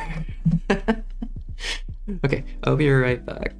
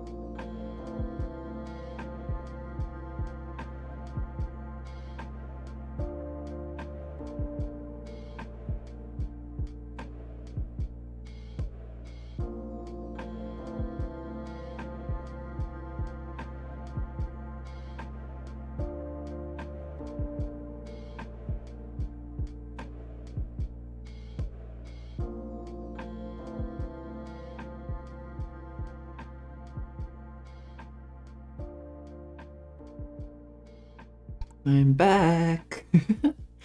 I actually walked off screen, yeah. Slowly walks back into frame. Oh no, I'm just a floating body. Anyways. Oh no, my immersion. I was thinking of having, like... Wait, why does this look so weird all of a sudden? What? Wait, what's my head doing? Wait. Whoa. Oh, right. Forgot that my head is slightly see-through. Ignore that. My head's not slightly see-through, you're just imagining things. Just ignore the line in my hair, it's fine. It's a very specific way, walking back on screen like I'm climbing stairs here. It's a very specific way I have like this set up because I can't really do like a green screen because my eyes are green, so I kind of had to do it like a weird way. So my hair is actually genuinely slightly transparent. And you don't really notice it too much until you look very, very closely, but I'm not sure if I really want to point this out, but on like the very, very, very white highlight parts of my hair, you can actually see the background poking through. Anyways, I was just thinking, so I should remove the pie part of the break. There we go. I was just thinking of like food. I think I want to make like a nice little cheese and mushroom omelet would be lovely for lunch. Even though it is like 2:25 p.m. right now, I can have like a bit of a late lunch. Maybe more of like a dinner kind of deal. Although I'll have like a lot of rice with it. That'll be good. And then maybe like a snack later. I don't know. Because I'm thinking of food. I'm getting a little bit hungry. I did have a bagel right when I woke up. And I did get myself a little bit more water now. I've completely drunken all of my coffee. Now I just have some nice hydration with me. And I kind of like gestured with my water because I assumed I would do something. I kind of forgot that I don't have a live 2D model right now. Bagels and Brecky get more food. I mean, it's a good enough breakfast for like the very beginning until you get lunch and stuff. Because, I don't know. Ami rice situation? I don't know if I've necessarily ever made ami rice, but yeah, that'd be lovely. I can't do it in like the beautiful way that like Japanese chefs do it or anything, where to like pour it over and then cut it open and stuff like that, but that'd be lovely. And they put like ketchup on it or something, don't they? Something weird like that. I know I've seen like omelets of rice on it when I was... Sorry, I keep forgetting if I've told if I've like publicly said things here or not, but I did in fact grow up in Asia, so and I was growing up in a specific place in Asia. I used to live in a building with like a food court, so I would go down there all the time to get like ramen and stuff. Sometimes pizza from this random place. And there's also this one place had like really good like kind of fried fish kind of stuff, like kind of like fish and chips, but a bit like weirder. It had like this really, really weird sauce. I couldn't quite describe it. It was like kind of gel-like. It was gel-like and kind of lemony. I'm not sure what they put in it. I liked it, but it was also weird. I didn't really understand it, but the fish was good. Yeah, on top. But I think it was that place specifically that sold like an omelet of like random ketchup on it or something. But I don't know. My favorite thing to get like in that little food court place was always the ramen. The ramen was just top notch. Even though it was like just the old lady in the back getting like a packet of instant ramen and just cooking it. Just the fact you get it from a food court, they put like an egg over it, it cooks like in like the broth itself. The sweet and sour, in a way, not really.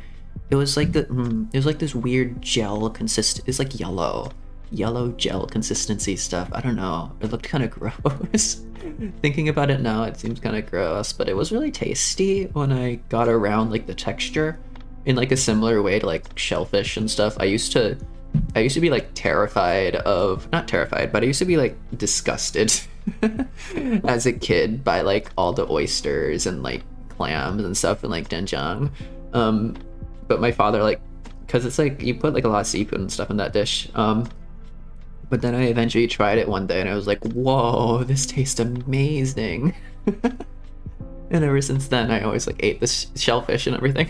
Because my dad used to always kind of like get on me about like being a picky eater. I was a picky eater as a kid. I'm not so much a picky eater anymore. I will literally just eat anything. I will eat anything twice. Once to make sure if it's shit or not. Twice to like make sure that my first judgment was sound. Life-changing. But like that ramen is just like the best thing. We also had a Lotteria or Lotteria, I'm not sure, but like those cheese sticks are to die for. I'm not sure. I think is Lotteria, or however you pronounce it, is that like a Korean brand? I'm not sure. But I got like the cheese sticks there from all the time, like the little mozzarella sticks with like the breading and like the weird like green seasoning on the outside. That was just so good, and like the stretchy cheese, man. I lived and died for that stuff. It was the best. And like Lotteria, like low quality Lotteria ice cream that they get out of the machine. It was good. I had a good life. Street food is the best. Street food is lovely. Yeah. Absolutely love street food. I love the whole like street food culture as well. Okay. I think that was a fun little ramble about food. Let us get rid of this. I think now it is a good time to get back into it. I'm not quite sure what I want to do here. I wanted to start it off with like an interesting kind of conversation. I'm not sure if I'm gonna go through with that. But I did kind of want to introduce a few different characters.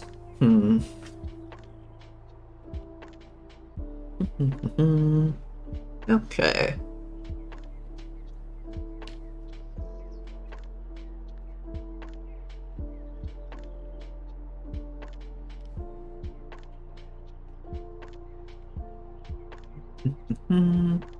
Yeah, I think I'll just go with the conversation I had in my head. Because it's not necessarily an incident that happened to me, but it's something I can just kind of imagine happening.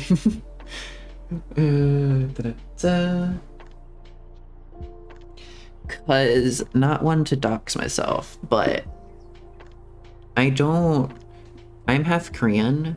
I have both a Korean name and a Korean last name. But I don't have this Korean last name.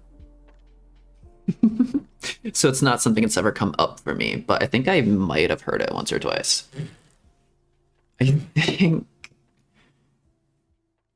Yeah, because I've had a lot of friends with this last name. So I think I'll write this a joke in, but... Okay. Or half joke, or whatever situation this is. Because I think it's just an interesting way to introduce two characters. Nice, a VTuber doing NaNoWriMo? Hello, Lorenzo, how you doing? I have written an entire prologue currently. I'm going to start off chapter 1 with a little bit of like a random bit of dialogue to just introduce a character. I am currently 1,431 words into it. But how you doing, Lorenzo? Okay. Yeah, let's start off the conversation just with some random controversial thing. I think I can get away with this because I am Korean. I will just say. You're good, you'll join in too? Nice, nice. Okay. Ooh, that's a weird way to do it. Double. Huh. That's what the speech marks look like in this font. Fair enough.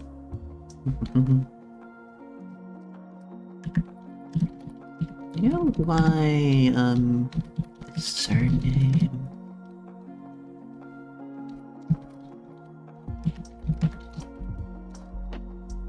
is so popular. I want to phrase that in like a certain way that's like could be construed as offensive, just because like the character doesn't know any better.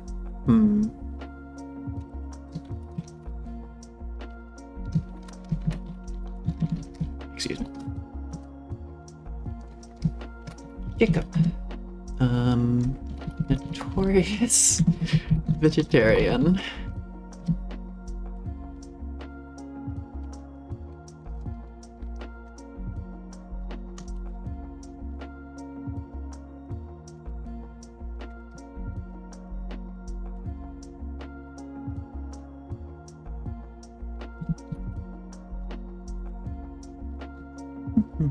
I gave him the look.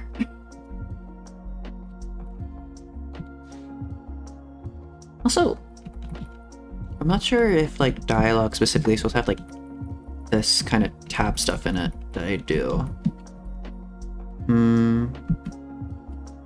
Because I do like for like every paragraph I do like a first hanging kind of indent, but I'm not sure if you do that for dialogue or not in this kind of stuff, so I'm not too sure.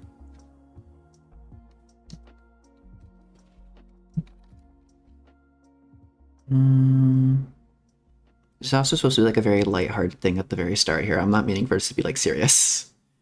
It's very like lighthearted banter just between two friends. Jacob, notorious vegetarian. What's your genre again? I think I'm going for a bit of a sci-fi, quote unquote, a psychological horror. I said psychological horror. I don't think it's necessarily psychological horror, but I want it to be something related to like some kind of psychological thing. I want to delve into that a bit. But this is still chapter 1, and we're not getting right into that right away. I just want to introduce a character for right now.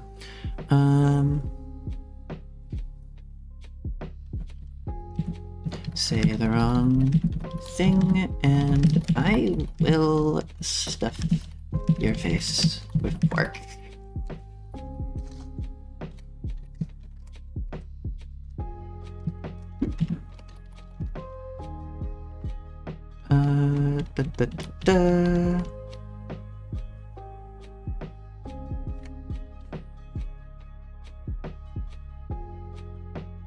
I'm not usually like the best at conversation, so it's good practice.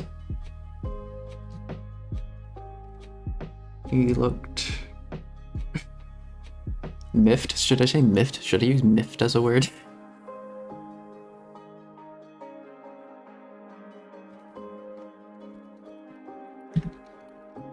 Looks like he miffed. Oh no. Just going to say, I just was going to say about the one king and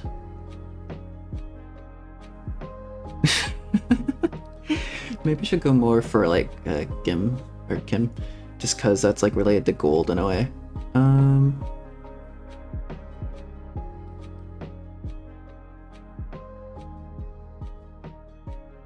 Because I kind of like recently looked up. I didn't actually know this. I think I'm the pioneer of writing live and showing the first draft in its full glory. I don't think so. I've heard of people doing this on Twitch before, but I don't know about YouTube. But yeah, and also I wouldn't exactly call this the first draft. I think a lot of people call this like the 0th draft, and I kind of like that term. The 0th draft, where you just throw everything down on a page and then like go back later and turn it into a first draft. What's I gotta say about the king? About the one king, and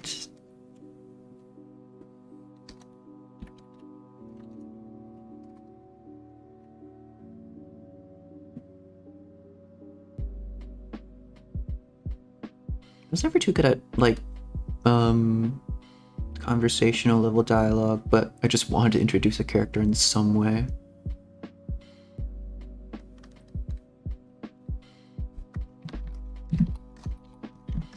Meds are kicking in. Time for you to pass out again. Okay. Good night, Hanamaru. Goes on about some. He goes on about some Korean history you probably read online.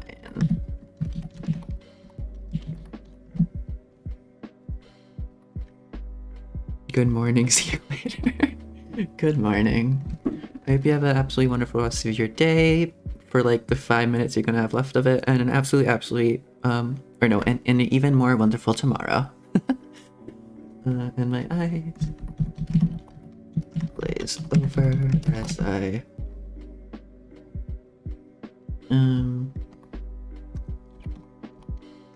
so look at the lunch I prepared.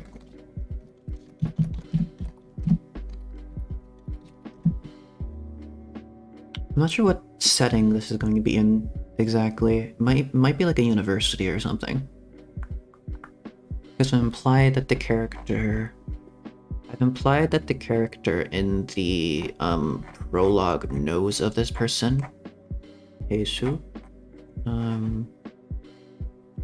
I've implied that they have like a shared kind of friendship. Also, the person in the prologue is not going to be Jacob. Jacob's just going to be another character. Also, I don't even know if I want to call them Jacob. I just needed a random name. And I do want them to be some kind of art student.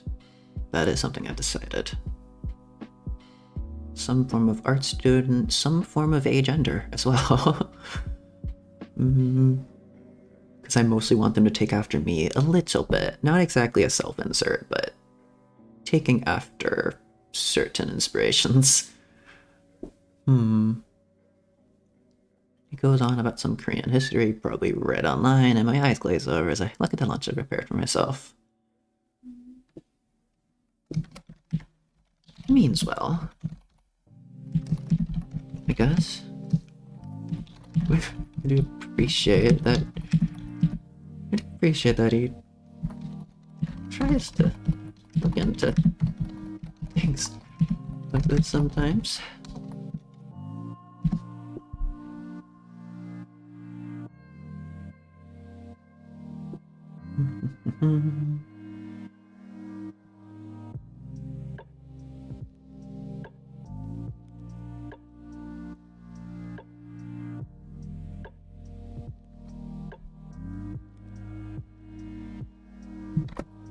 It's to be expected in this field.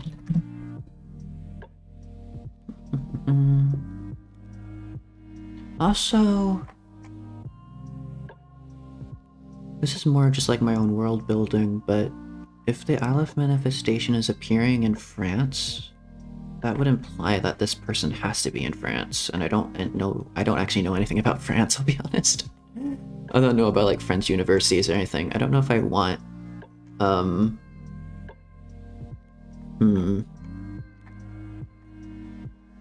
but for this to be consistent, maybe I want the main character to be in France at some point, but that's for later. For right now, this is kind of like in the future. This is alluding to something far in the future. Ooh, I did put down I put down like the Chekhov's gun of it's been 6 months since the last call from the head of research or something like that. I can do like 6 months in the past. I could just Google for a random French uni. I could, but I think I want them to be somewhere else. I think I kind of just want them to be in America for right now. Because that's what I kind of know, even though I don't really know it all too well. Because again, I haven't actually grown up here for most of my life. I grew up most of my life in Asia.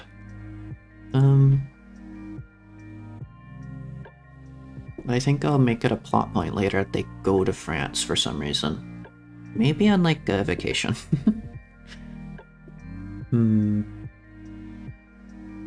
So we expect in this field.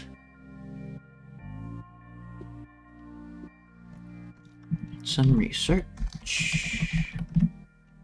Some occasional research.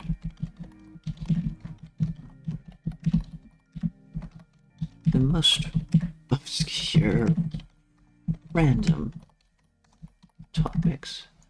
Some occasional research on most obscure random topics. does help with expressing. Does help with expressing certain things. Although I'm not sure how much I'd call my own culture an obscure random topic.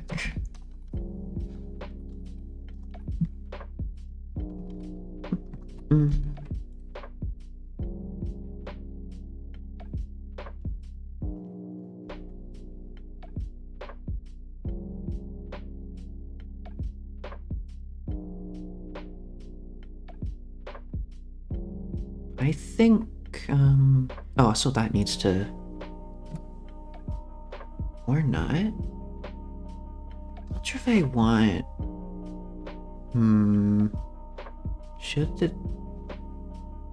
do you indent, like, dialogue or not? I think I'll indent the paragraphs, but, and like these things about, dialogue, but I think the dialogue itself I'll leave unindented.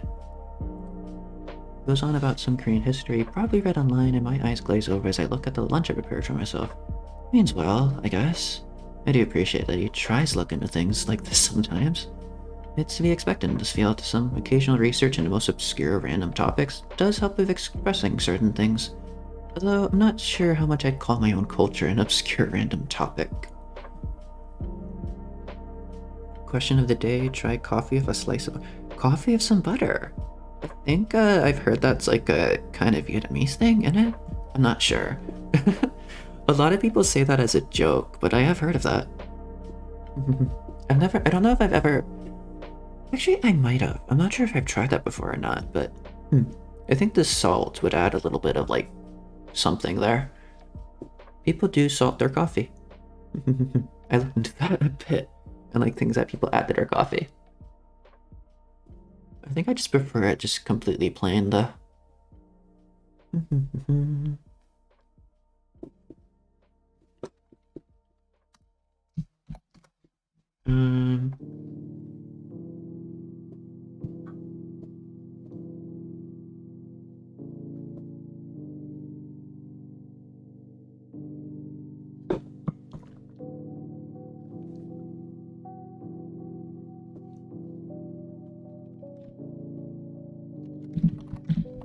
Do you know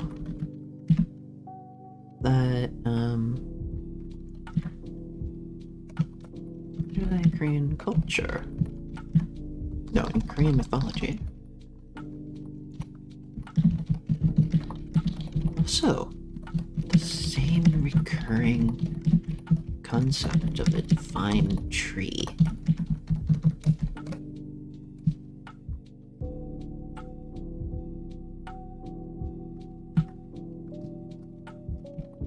He continues on.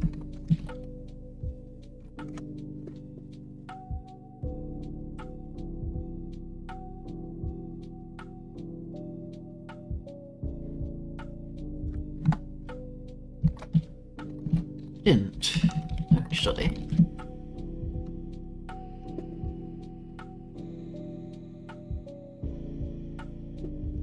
But I didn't want to give him the impression that he somehow knows my own culture better than me. I have enough guilt from that already.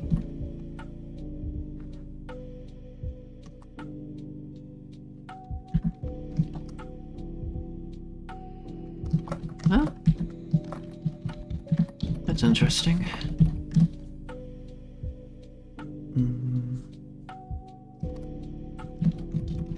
I've heard of Irminsuls and Yggdrasils. Never thought much of it though.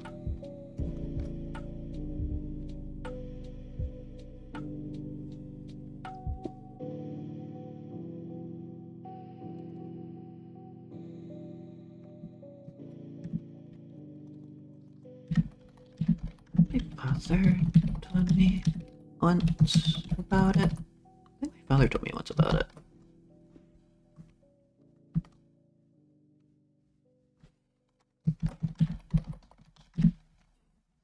He looked, not downtrodden, what's a good word for this? Because I'm implying here that they just straight up ignored him for a solid second there. He's like straight up rambling about this. She like stares at his own like lunch and then just, did you know? Okay, maybe not did you know, because they already started with that topic.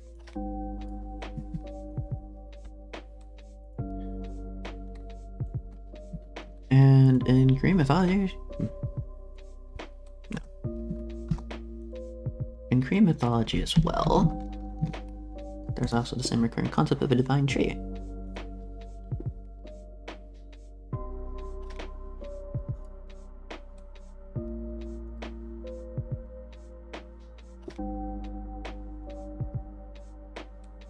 But then that doesn't make sense.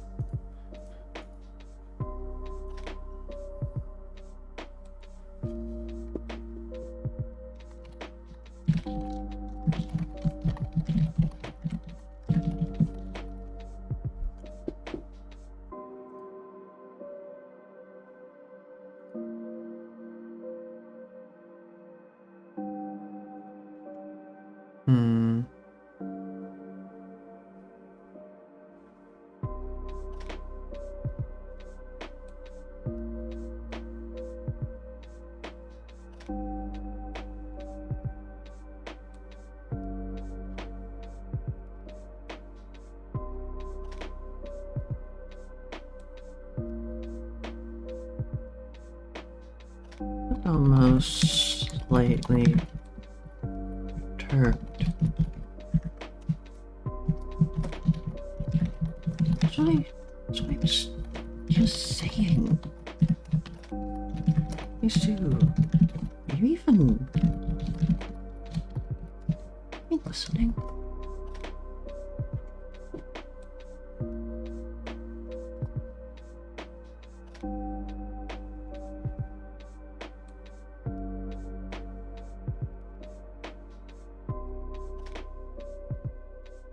Yeah, maybe I will give everything like a little indent.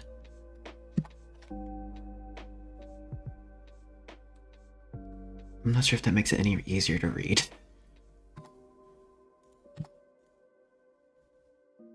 I'm sure it's fine. Oh yeah. Oh well. Like, it's just a matter of formatting. You can always go back and change that. Looks almost slightly perturbed. I was just saying. Hey Sue, are you even listening? And what would they say in response to that?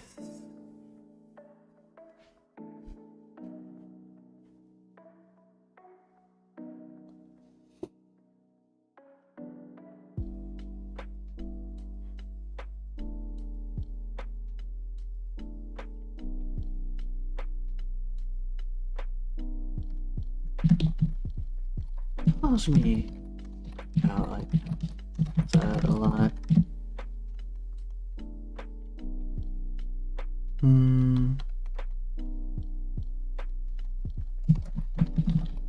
It's almost like a recurring theme in our banters. Like a recurring theme in our banters.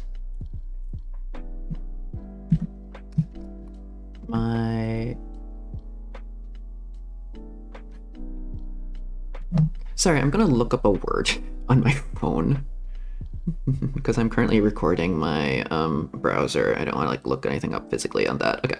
Ineffable?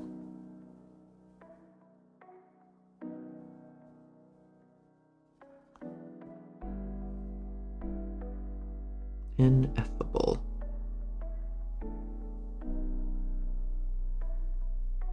Okay. I will use that word. Up in ability. Just tune out.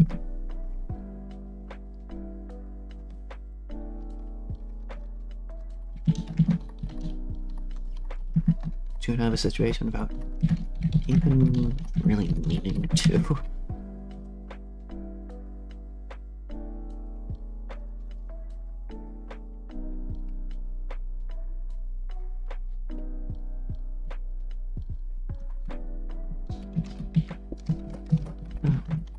Sorry. I was just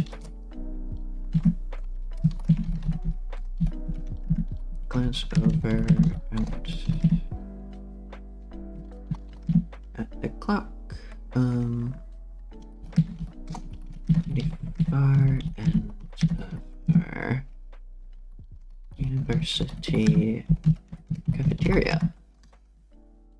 Also, the word cafeteria, does that exist in America?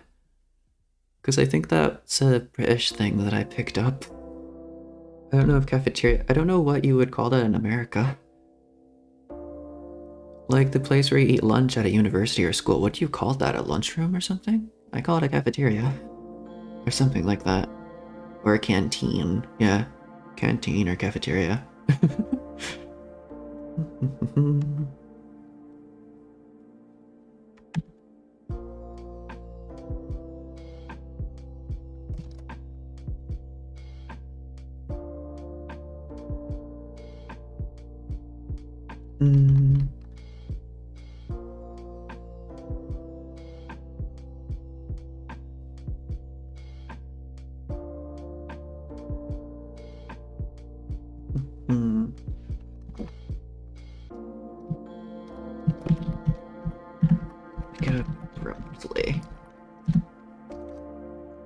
Abruptly.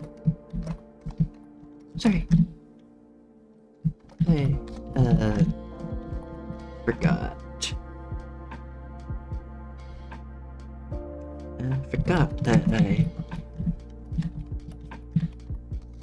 in like 2 minutes. A lot of times I've like actually done that. I kind of get like too addicted to talking with people, so I kind of like just sit there for a while. I was like, oh, right, I had plans. Oh, right, I'm supposed to show up on time for this class.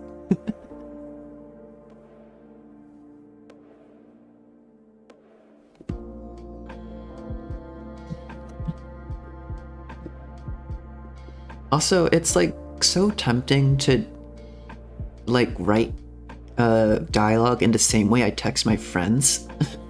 But most people don't say LOL or like keyboard spam in real life.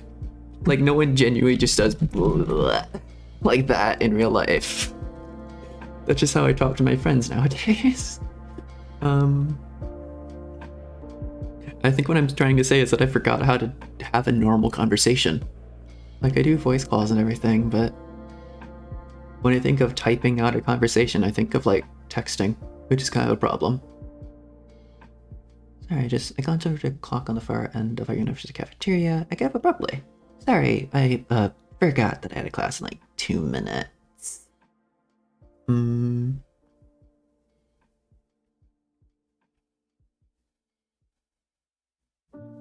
This feels like awkward though, but to be fair, I was an awkward kid. I still am in many ways. I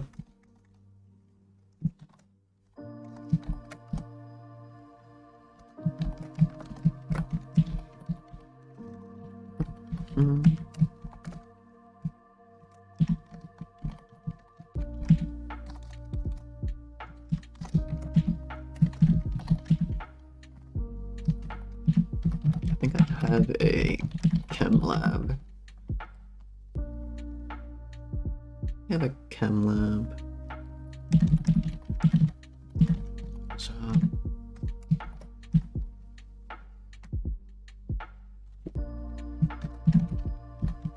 shadow pass over his face.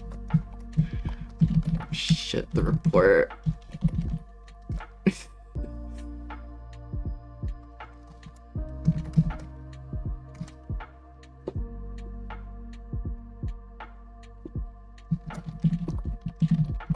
move apologetically this subtle way. Exposing the fire.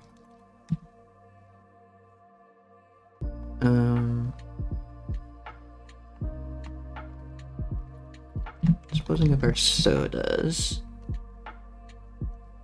No, disposing of our soda.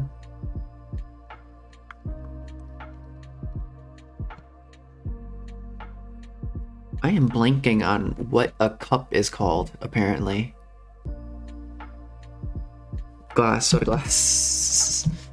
Disposing of our glasses of soda. And awkwardly.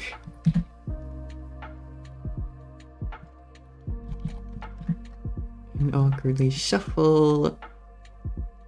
Alright, back next to each other. The way out.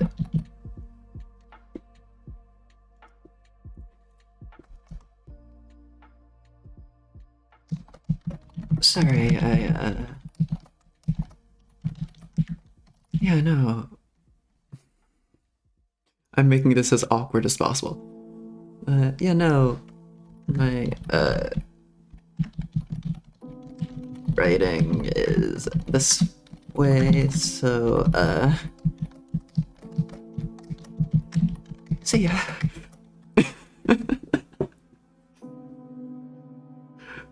I can't say I haven't had this situation more than once.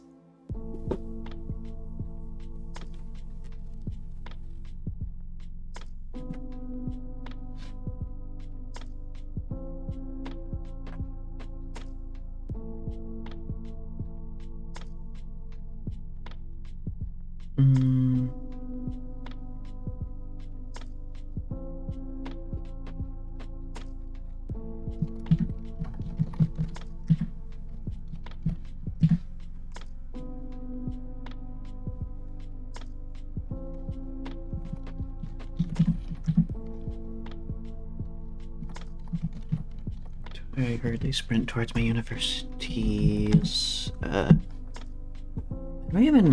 I'm gonna be honest, I've never actually been to a creative writing class. So I don't know where that would be located in a university, but I'm just making it up as I go, honestly.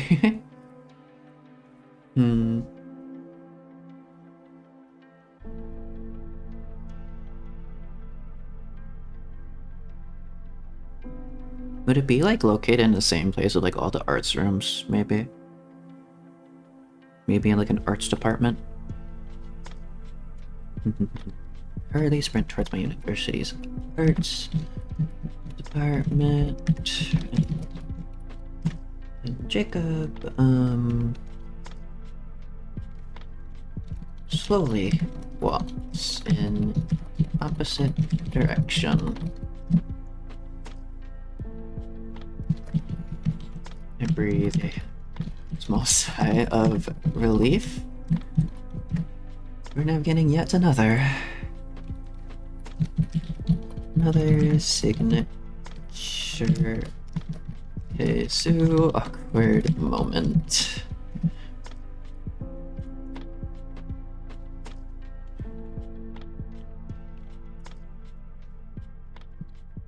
Seriously. Work on my people skills.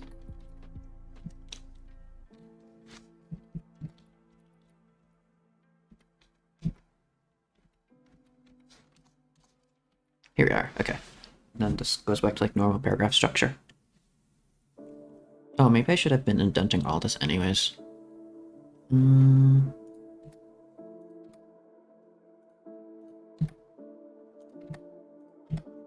Although I'm not sure if that makes it even more legible or not. I don't know how I feel about that. Oh well.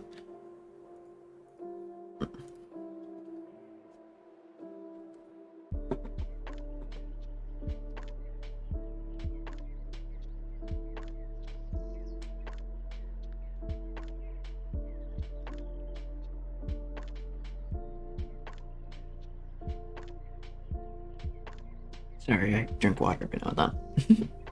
Hydration do be important. Okay.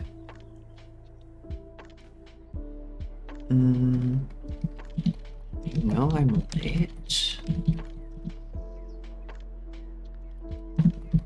On the way, something catches my eye. No. On the way I notice a strange scene. I don't know why it seemed so out of the ordinary for me to see a girl raising a hand towards a tree. Something about the whole situation, like it was just calling to me.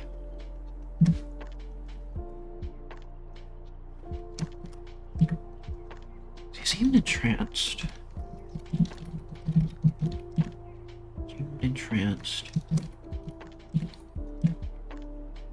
Almost like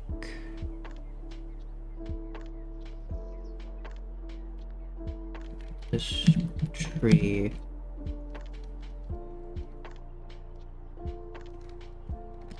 was her newfound her newfound purpose in life or something. Uni kids, I guess. We're all about a single thought away from just breaking down and worshipping our nearest inanimate object, I guess.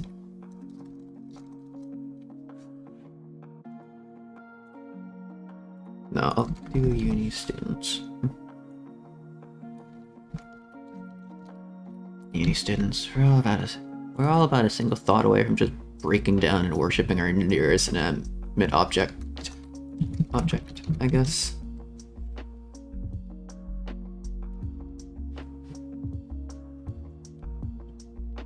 I know I'm late, but on the way I notice a strange scene.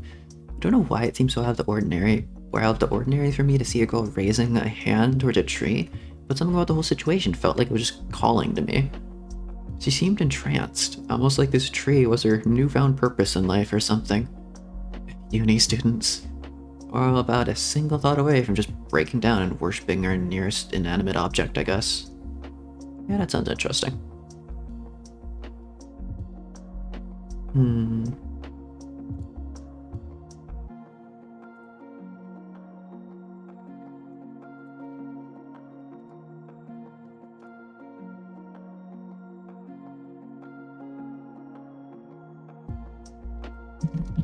As I get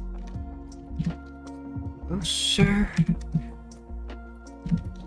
begins to dawn on me. The tree is in fact a few inches off what most people would consider the ground, which is such a mouthful, just not any kind of phrase a normal person would state, so I don't know why I just wrote that. As I get closer, it begins to dawn on me that the tree is in fact a few inches off of the ground.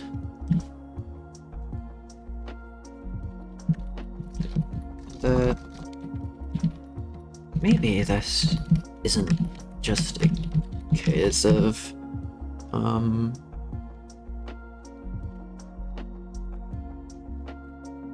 student gone hippie, rather more paranormal, just kind of happening on the daily.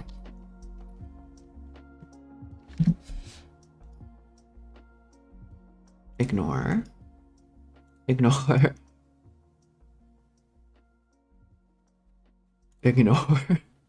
I like my phrasing there. I don't care about being grammatically correct in that phrasing.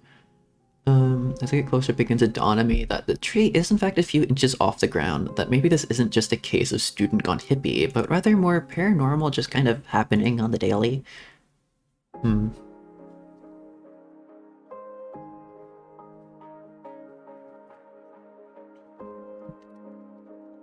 Not one necessarily for science, but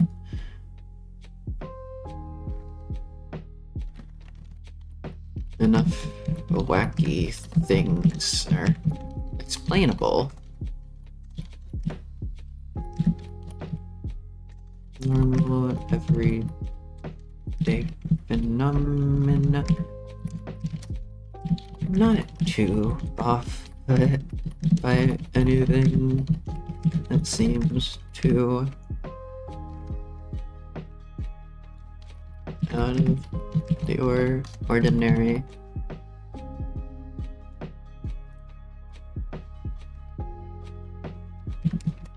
Call me uninspired, but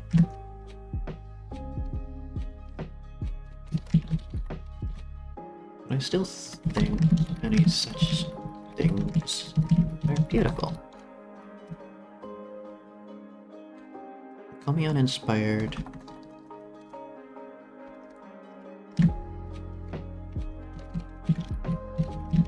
You don't get me wrong.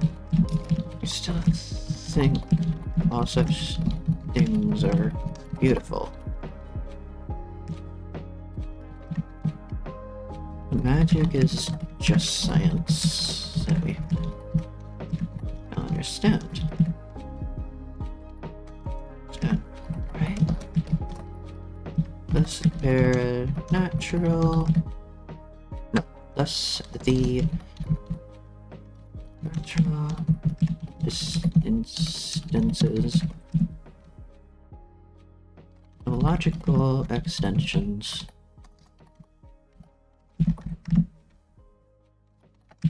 versus laws just manifesting in the magical? No, I don't want to say magical again.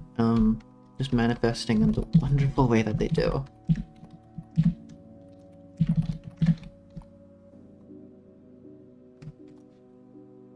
Exclamation mark.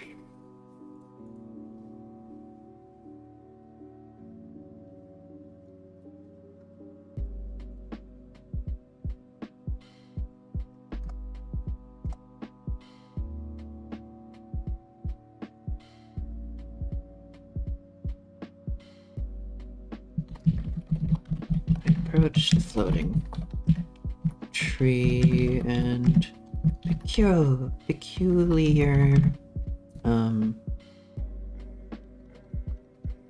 peculiar person, vaguely aware of the slight passage of time.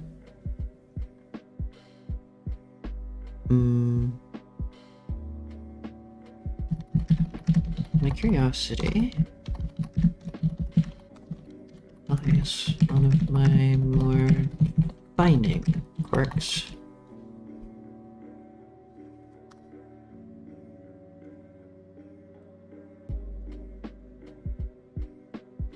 No, approach, present tense. I want to do present tense. And was a peculiar person, excuse me? No, I'm not taking those corrections. I approach a floating tree and peculiar person, vaguely aware of the slight passage of time, but my curiosity was always one of my more defining quirks. Now the question is, what happens here?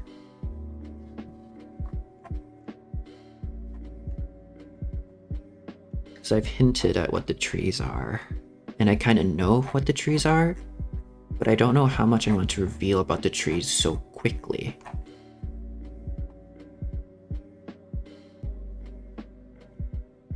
Let's have the person call out.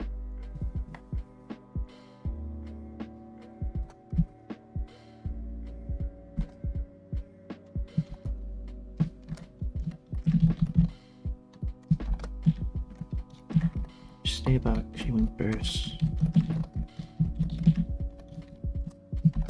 Huh?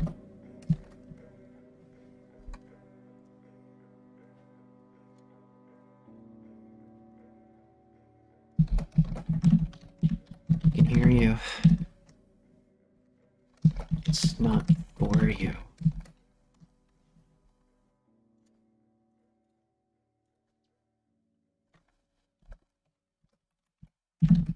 That stops me. A second.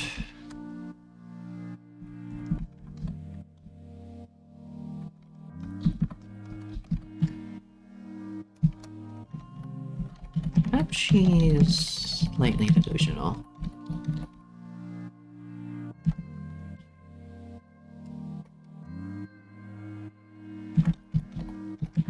I decide to entertain that for a time. No, I decide to entertain that for a moment.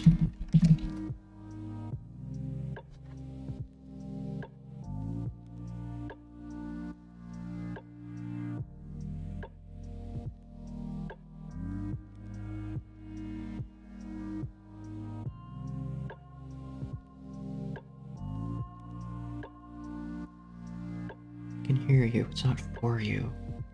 How would anyone actually respond to that?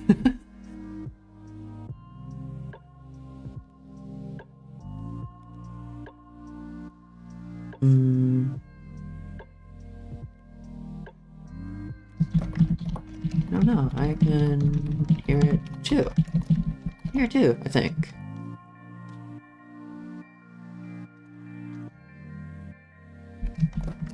I clearly can't.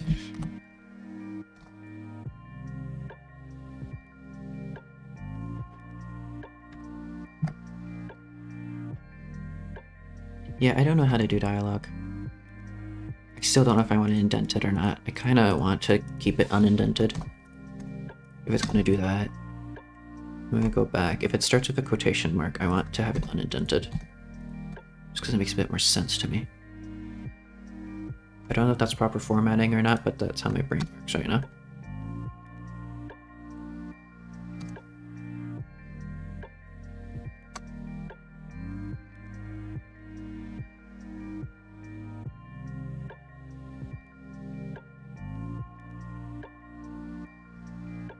I don't know why that's separated.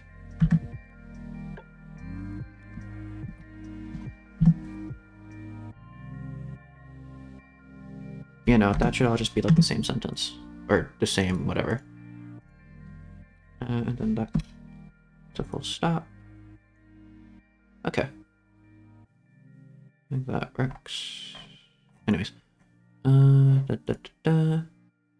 I can hear that. I can hear it too, I think. I clearly can't.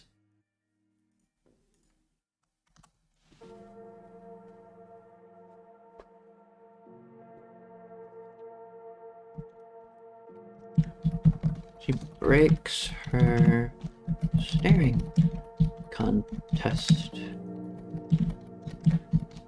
The tree and instead focuses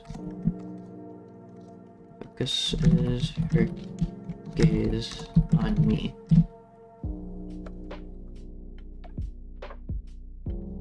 I can't quite make out the expression on her face. Now, I'm just gonna leave it at that. I'm not gonna like make any hints towards what the expression is. I'm just gonna say it's like a quirk, because this is basically me. It's just a quirk that she can't actually understand what's like going on with her face. She doesn't really get her emotions unless they like verbally say them. I think that is something I kind of have, where like I can understand emotion in someone's voice. I can't understand too well emotions on someone's face sometimes. I'm not too sure.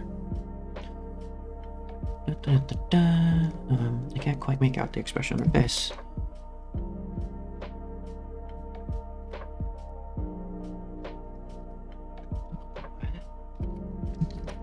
It's my voice, though. I don't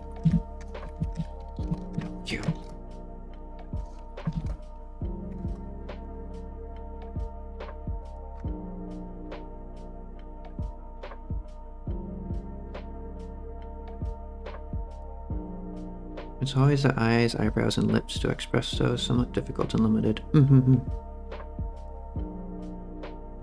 Also, this is the random bit of trivia, but I took like a drama class in high school, and the actual reason I said that I took that class because later on, like at the end of it, I sent like a thank you note to like my drama teacher and like listed her like all the reasons I took drama, and one of the reasons, unironically, was because I wanted to quote unquote learn how to be human in a way, because I was never really great at expressing myself, and I kind of wanted to learn how to.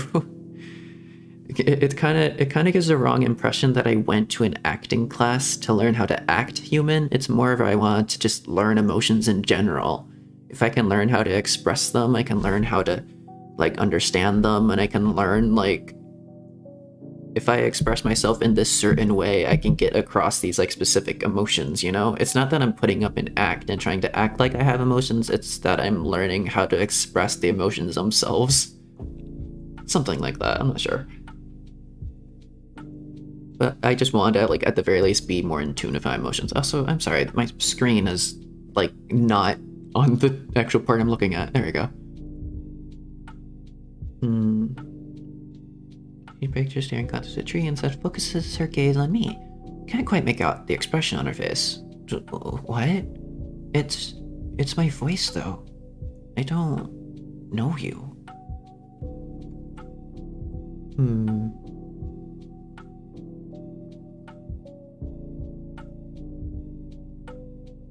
Also,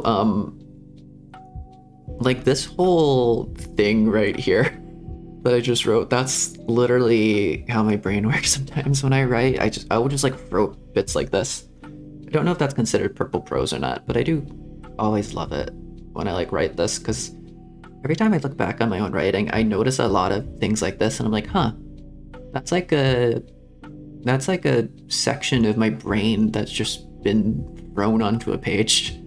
That's just like my unadulterated thoughts for some reason, which is pretty cool. Anyways.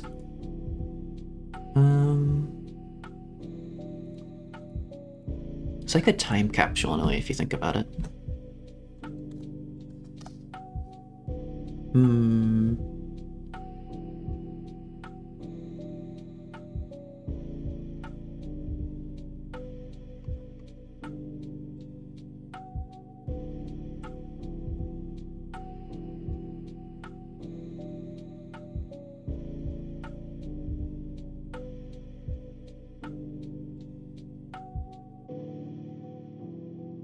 I've and caught. Why? I feel like you're reliving some of the events. Maybe, I don't know. I think when I talk about like this, I just mean like that's just some random thoughts I have every now and then. That's like my random opinions on things that just kind of get thrown into my work. Oh, but when I read over it, I guess, yeah, in a way. Less so reliving some of the events, more so just reliving, like, my way of thinking about things in the past.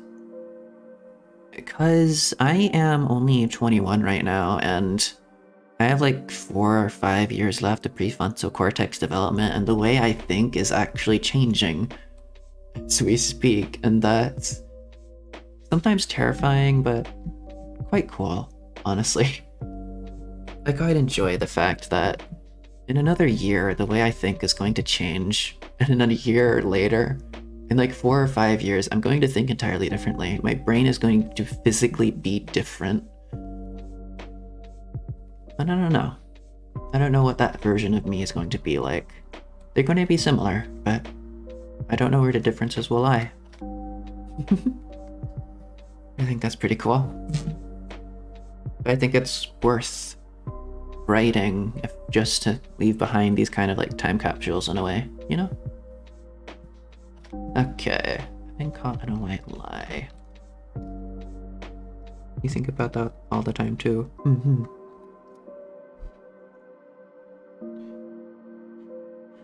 My voice though. I don't know you. I've been caught in a white lie. So I leaned further into it.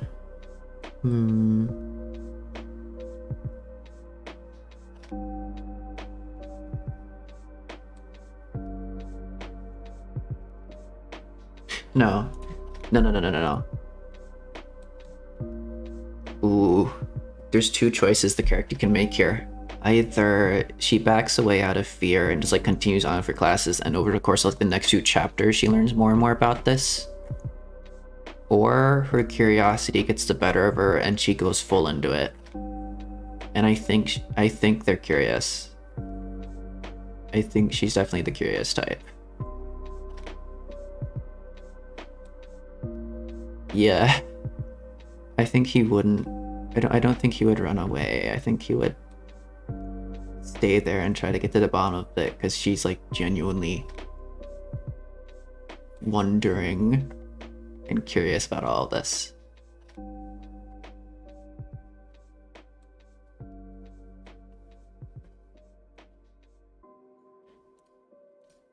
I'm caught in a white lie. But I'm in too far.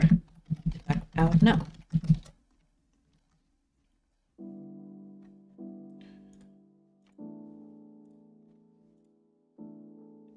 Is it yours the screen doubled? Wait, what do you mean? Huh?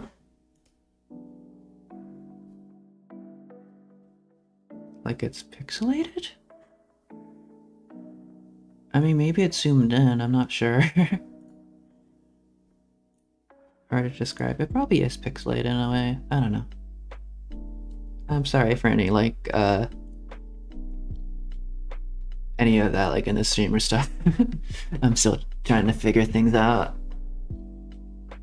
I've only been doing this for, like, maybe 3 or 4 months, and this is actually my first time ever streaming me writing. Ever, like, streaming my actual writing process. I'm in too far now to back out, or in too far to back out now. Okay.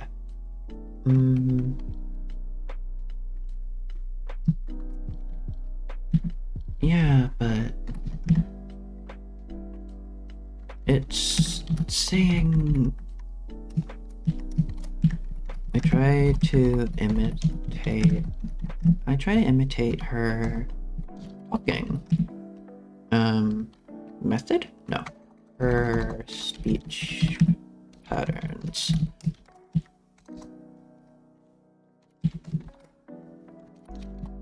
Something about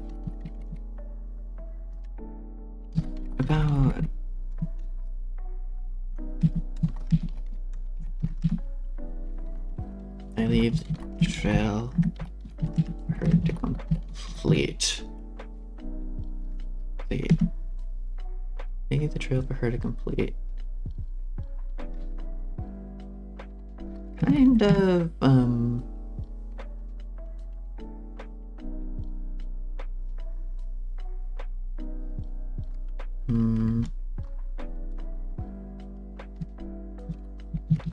kind of concerned about how big this lie is growing. I will say I've never done this. I'm not the kind of person to like implant speech patterns like that, but I wouldn't even be able to think of that in the moment. This character is a lot smarter than me in terms of social skills, even though they're not the best at it still.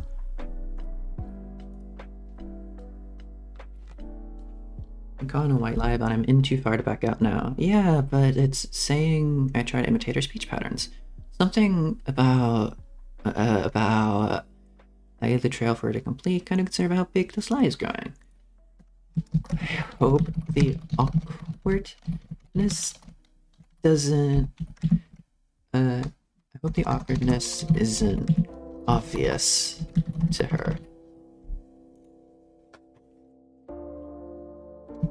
Her eyes almost glaze over. Her eyes almost glaze over. I guess it worked.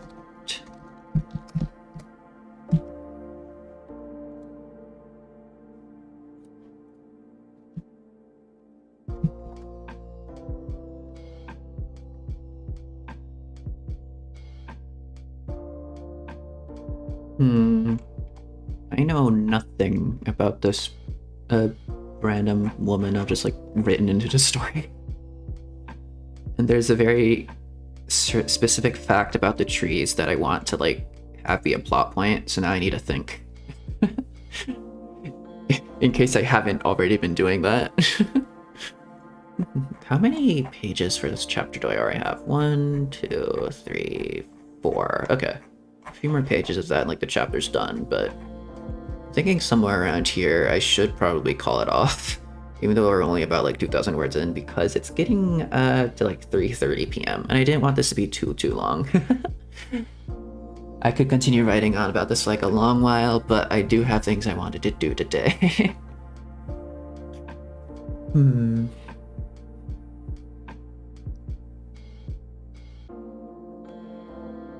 Your eyes almost glaze over. I guess it worked?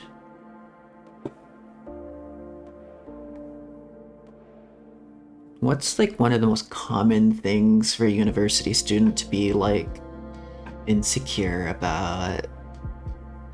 Let's see.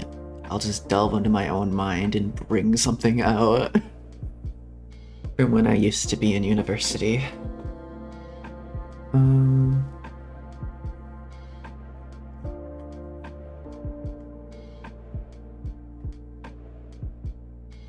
Theoretically, we're in America. I'm gonna be honest, I don't know Americans too well.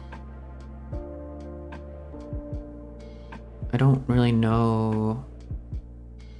Like, my only university experience may have been an American university, but I don't really know too much about Americans. And like all their worries. I wonder if any of my friends might have said something that I could probably bring up.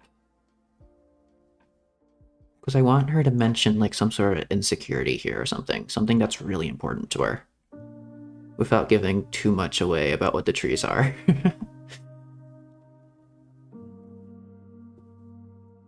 There's already a really big clue about it being in her voice. That the voice it's calling out in is in her voice. And that's probably going to say something about her insecurities and such. I want to hint at things, but never like actually fully explain them until a few chapters in. At least a few chapters in. I just want to put down a lot of like hints and keys towards like a certain mystery. Maybe like a sci-fi mystery kind of psychological quote-unquote horror kind of thing. I think would be very interesting. And that's kind of the direction I want to go for. I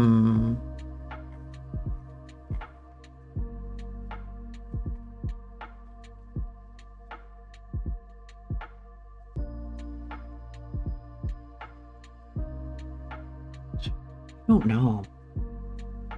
Because a lot of the things that I was insecure about when I was in university were very, very personal to me. And I don't know how personal it was to everyone else, because I worried about things like meaning something. I still do. The things I worried about in university are still things I worry about now because, you know, I'm still, in a way, I'm still a university student, I'm gonna be honest. It's not like I'm too old to go to uni right now. I did say I'm still only 21. My brain's still developing, but call me like self-centered, but I do think I think a little bit differently to a lot of other university students. I was in a degree that wasn't surrounded by people who think exactly in the same way like me. If I actually went into a creative writing degree, I think I would be surrounded by people who think similarly to me, but in the degree I was in, and I'm not going to say much more than that, in the degree I was in, I wasn't really surrounded by people who were too much like me.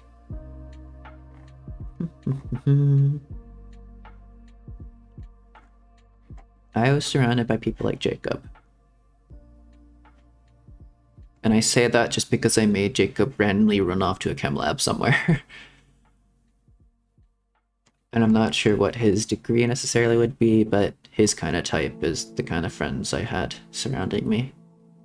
I'm not saying that was a bad thing, but I'm just saying maybe I couldn't relate too well to some of my friends.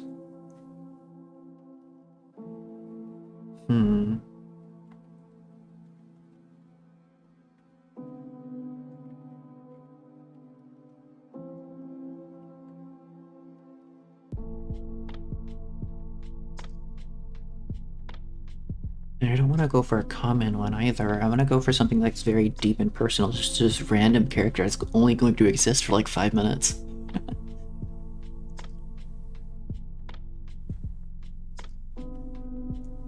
Her eyes almost glaze over. I guess it worked.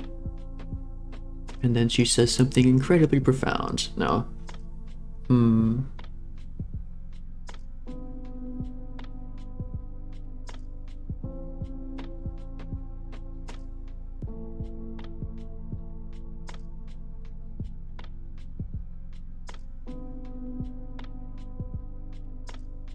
I mean, I guess one of the most common things that you don't feel like you belong in your major. And I guess that's something that happened to me, but...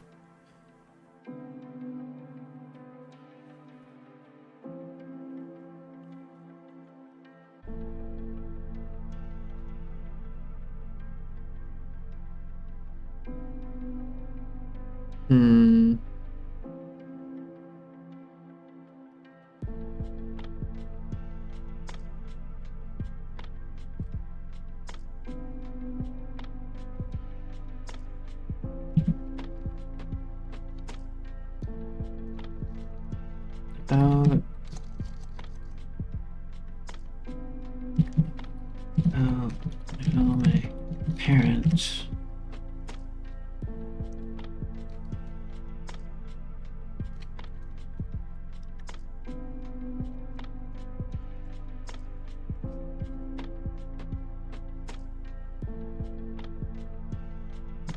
They just don't.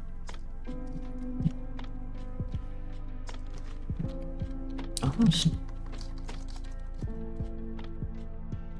She seemed like she was crying without the physical ability to make tears.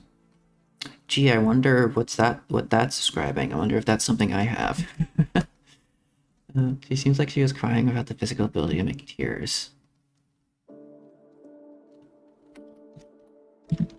I don't get it.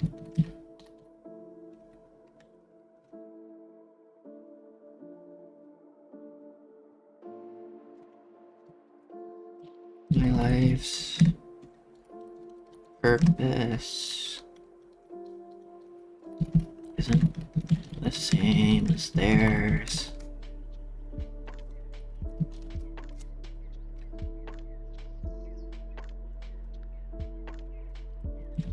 Ah, yes. The comment.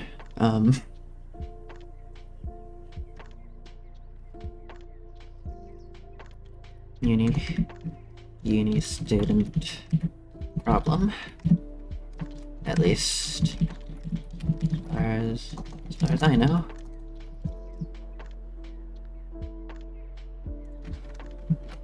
Oh, I'm a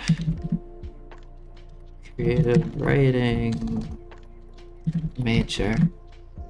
If I didn't understand that.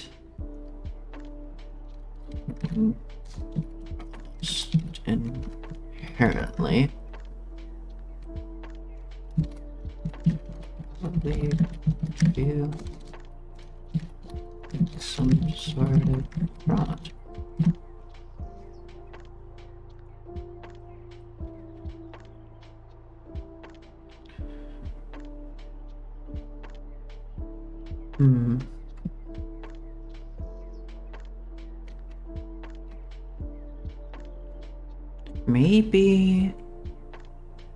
Maybe we leave that there. At 2,280 words, maybe we leave that there. Let that like stew and fester in my mind for like a day. Because I think there's a lot I can say on this. I think there's a lot I can say on like this specifically. Okay.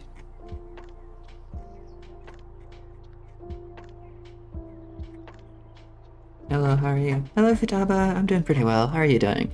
Sorry, I was just about to like close off of all this. Maybe before I leave off, I will do like a little reading of all that I've written so far, from prologue to like the middle of chapter 1-ish. This is a very good like writing session though. I'm not sure how long this went on for. I'll need to check actually. Let's see, 3 hours 11 minutes, and in 3 hours 11 minutes, I've written 2,280 words. Awesome. Okay. So that's about slightly less than like 1,000 words an hour, which might be like slower than I usually do, but I think I did a lot of thinking today, which is always good. I always like, I don't know, just being, I was about to say being alone with my thoughts. That's not necessarily being alone with my thoughts. But I do quite like thinking a lot and like writing things. Quite fun. I think I do actually quite enjoy, at least for this first one, I did quite enjoy doing like live streaming my NaNoWriMo process. I think this might actually be something I can do for like every single day of the month. I think that might be achievable.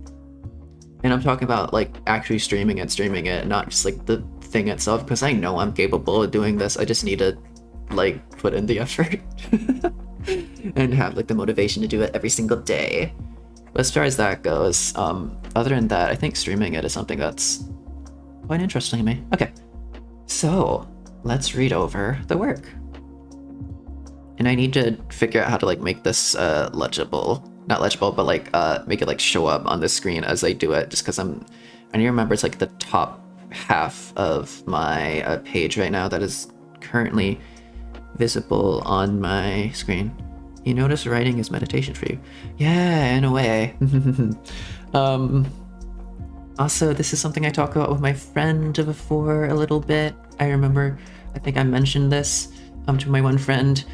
Not to be like arrogant or to like compare myself to like a great philosopher of old or anything, but the way I see my writing when I was like looking past at my old at like the one time I actually successfully did a NaNoWriMo like 2 years ago and did like 70,000 words. I was reading through it just randomly, and I described it to her as if I was like reading through Plato, or like not Aristotle, like Plato or Socrates, like musings on stuff, and I was like, it was like delving into my own mind and trying to like figure out like what I was trying to say and stuff like that, and I found it really interesting.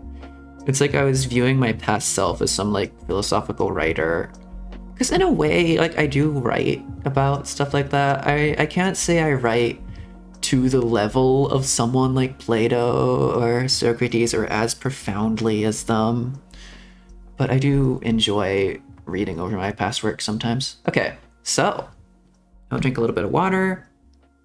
Maybe should take a short break.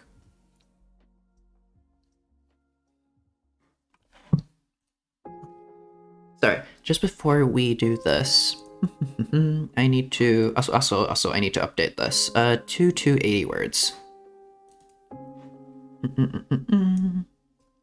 280 words. Hi, Brick.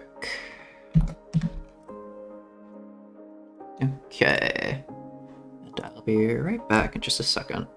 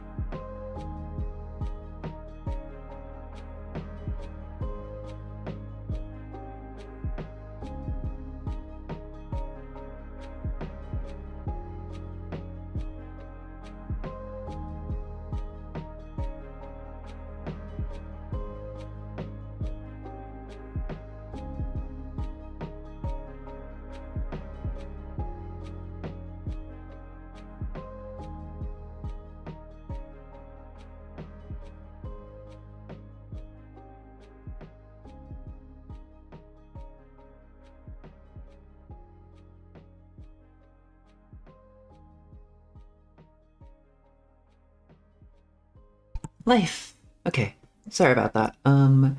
I drink a whole, like, what's it, thermos cup of, like, coffee. So it's like a double, maybe like twice the amount you'd have in, like, a normal mug. And whenever I drink coffee, it has, like, a really, really diuretic effect on me. And I have, like, a theory that it's more even so than most people, but I don't know. Okay, we do that, we get rid of that, and now, I'm not going to be writing anymore, but I do want to read over all that I have written. Because I think I'm done for this current session. I've written 2,280 words. I will save the rest of this for... not the rest of this. I will save, I don't know why I'm saying save. I think I actually will do another stream of this tomorrow. I think I probably will do a stream of this for every single day of the month. I think that is actually achievable. This is quite fun. Oh yeah, I will leave like the chapter 1, that middle of the chapter 1, I'll leave that like musing in my head and like fermenting a little bit, growing more, so that I can like get it all out tomorrow and then like start chapter 2. I don't even know what I want chapter 2 to be, but I want this to like ferment in my head a bit because I've gotten like the idea out. I've gotten like the base structure down through just prologue in a way. And yeah, I'm really excited to see how the story develops. And I hope maybe you are too. And I hope you're having fun with, if you're joining me in NaNoWriMo, I hope you're having fun with it. Okay, so let's do a little reading of my own work I just made. When did I start this? Like 3 hours ago, I think? Yeah, I started like 12:30. Okay. Prologue. That's just to make sure I am talking. Okay, that is recording. The prologue, and I need to make sure I'm actually keeping this in frame. Rumors of an Aleph manifestation are largely unsubstantiated. If such an instance were to occur, public widespread dissidence would be evident on a scale where even my morning coffee could act as a seismograph. Granted, there have been multiple Omega manifestations, and more minor level Gamma instances that can be counted, or then can be counted. An Aleph manifestation, while still theoretical, would no doubt be catastrophic on a scale almost unimaginable. To claim such a thing is to be at the height of sensationalism, and any journalist worth their grit would avoid such topics almost explicitly. Rumors such as these would be spreading like wildfire? Surely a child must have witnessed perhaps an Omega manifestation and exaggerated the details to all their recess buddies. The teacher in charge that day would have overheard, perhaps babbling like a madman to his husband, who then spread it amongst their work colleagues.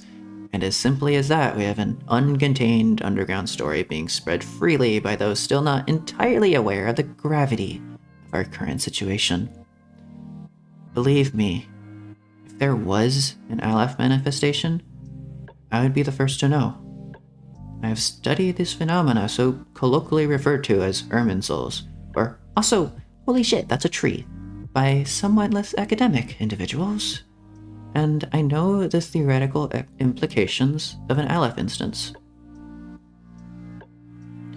For one thing, the mass of such a manifestation would be twice that of the moon, and if current patterns are to be trusted, would appear a quarter the distance. The gravitational effects of this would be 16 times as severe, causing not only exaggerated tides, but also by proxy of these manifestations maintaining geostationary orbit. The tidal heating would raise global temperatures beyond what is sustainable for plant life. This is not even mentioning, maybe I should say that would be better grammar there. This is not even mentioning that by the standards we have implemented, the mandatory exclusion zone for an object of this class would extend to the entirety of the planet. I do not need to explain why that may be impossible. Finally, but most damning, every single one of these Irminsul manifestations pertain to a person. Omega manifestations are related mostly to persons of power, directly causing the collapse of multiple nation-states. There are, of course, outliers, the third Omega manifestation being one of them. Most unrelated persons have been assumed to be connected to various lower-class leaf phenomena, one of the few manifestations able to appear at the ground level. Again, everything we currently assume to know about these so-called Aleph manifestations is entirely theoretical, a worst-case scenario of sorts. How such classified information has breached the confines of confidentiality is unknown to me. But whatever incidents the outside public claim to have occurred are clearly matters of happenstance and nothing but coincidence and wishful thinking. We've lost too many good people already, and to think one of us is yet, even still, leaking such sensitive information to the public is just a sign that none of us have truly grasped what is to come, what is happening. Which is surprising, considering we've lost about a third of the Earth's current population. An Aleph manifestation, the loss of all hope for any form of public cohesion, the devastating effect it would have on the ecosystem, not even mentioning the potential atmospheric decay. All of it pales in comparison to the final implication that an Aleph Irminsul would imply. That there exists some being out there, currently unaware, that they wield more power in their hands than even the leaders of entire civilizations, entire multinational unions, entire scientific research teams, even any other human who still exists on this planet. This is why I believe an Aleph manifestation to simply be fanciful make-believe. An end-of-the-world scenario so poetic it would just put us to ease. To know that all of this has a reason, that all these confusing instances were building towards some greater meaning. That the disappearance of a great chunk of the Earth's population has some purpose. But as brilliant and soothing as that would be, the reality of the situation is that these phenomena are of yet unexplained, that we still have no commonly accepted theory for even the existence of these manifestations. All lab sampling attempts have failed, and we lost at least half of our research personnel, notwithstanding the possibility that further teams have been wiped from all of our collective memories.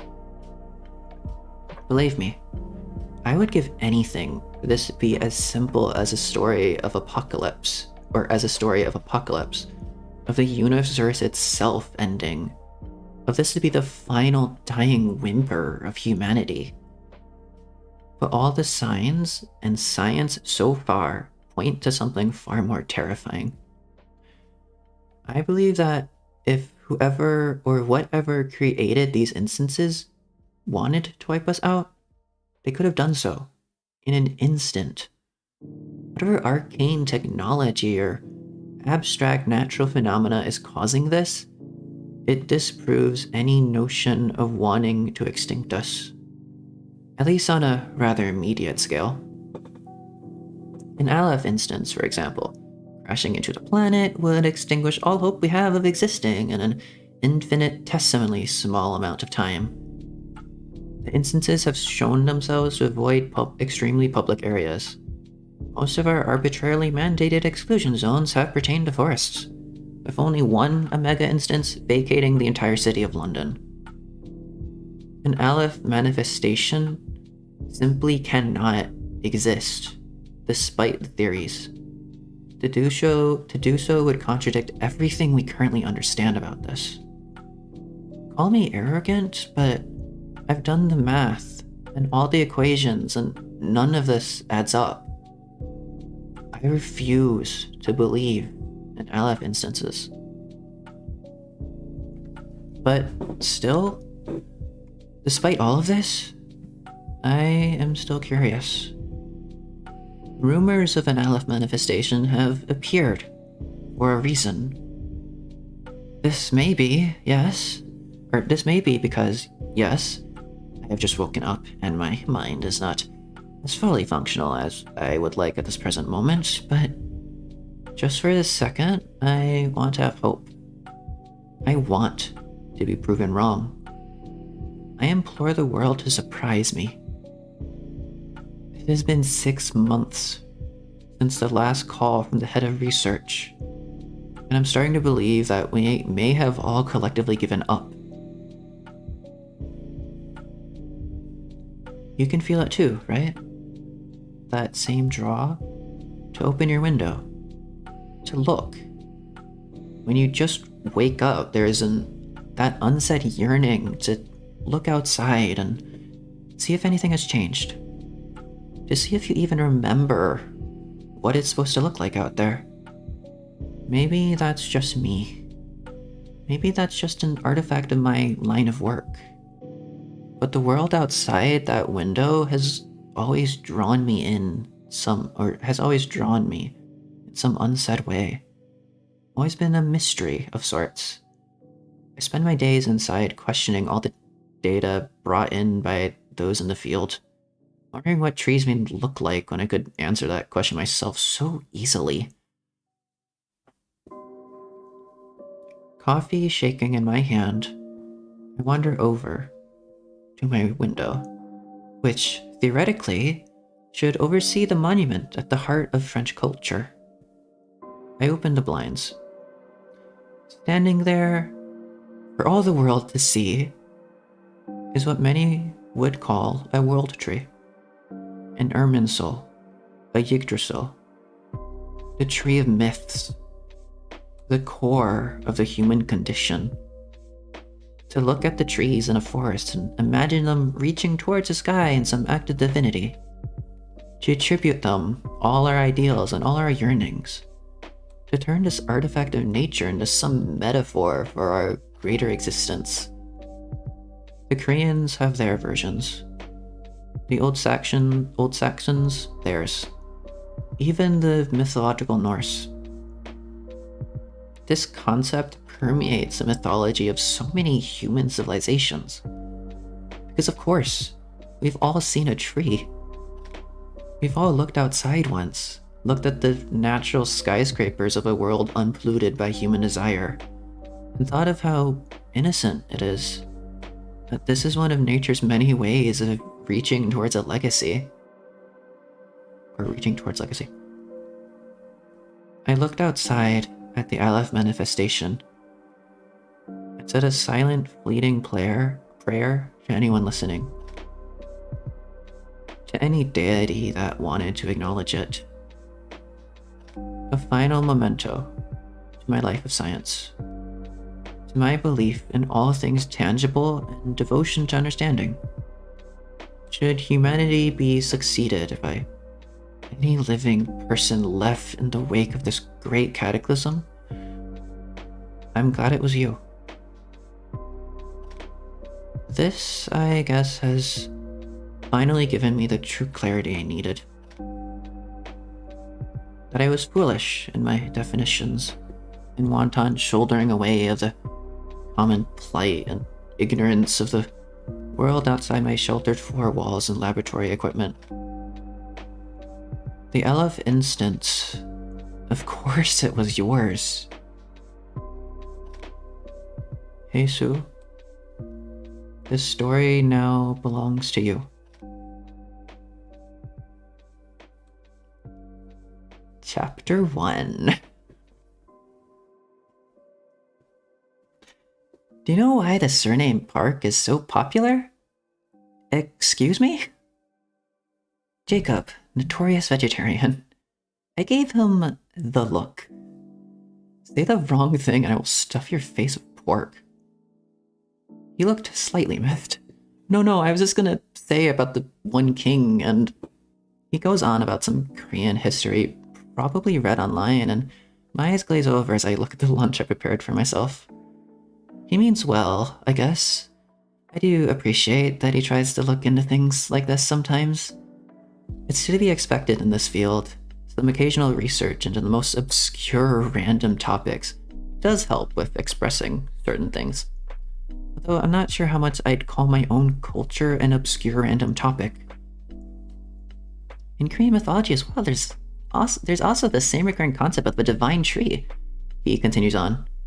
I didn't know anything about this actually, but I didn't want to give him the impression that he somehow knows my own culture better than me. Why is there a double comma? Sorry, let me just edit that. I have enough guilt for that already. Oh, that's interesting. I've heard of Irminsuls and Yggdrasils. Never thought much of it though. I think my father told me once about it. He looked almost slightly perturbed. That's what I was just saying. Hey Sue, are you even listening? He calls me out like that a lot. It's almost like a recurring theme in our banters. My ineffable ability to just tune out of a situation without even meaning to. Oh, sorry, I glance over at the clock on the far end of our university cafeteria. I get up abruptly. Sorry, I forgot that I had a class in like 2 minutes. He laughs. No worries, I think I have a chem lab in a bit as well. A shadow passes over his face. Oh shit, the report. We both apologetically scuttle away, disposing of our glasses of soda, and awkwardly shuffle right back next to each other on the way out. Sorry, my creative writing is this way, so, see ya. I hurriedly sprint towards my university's art department, and Jacob slowly walks in the opposite direction. I breathe a small sigh of relief for yet another signature Hey Sue awkward moment. I seriously should work on my people skills.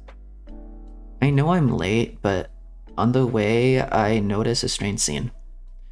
I don't know why it seems so out of the ordinary for me to see a girl raising a hand towards a tree, but something about this whole situation felt like it was just calling to me.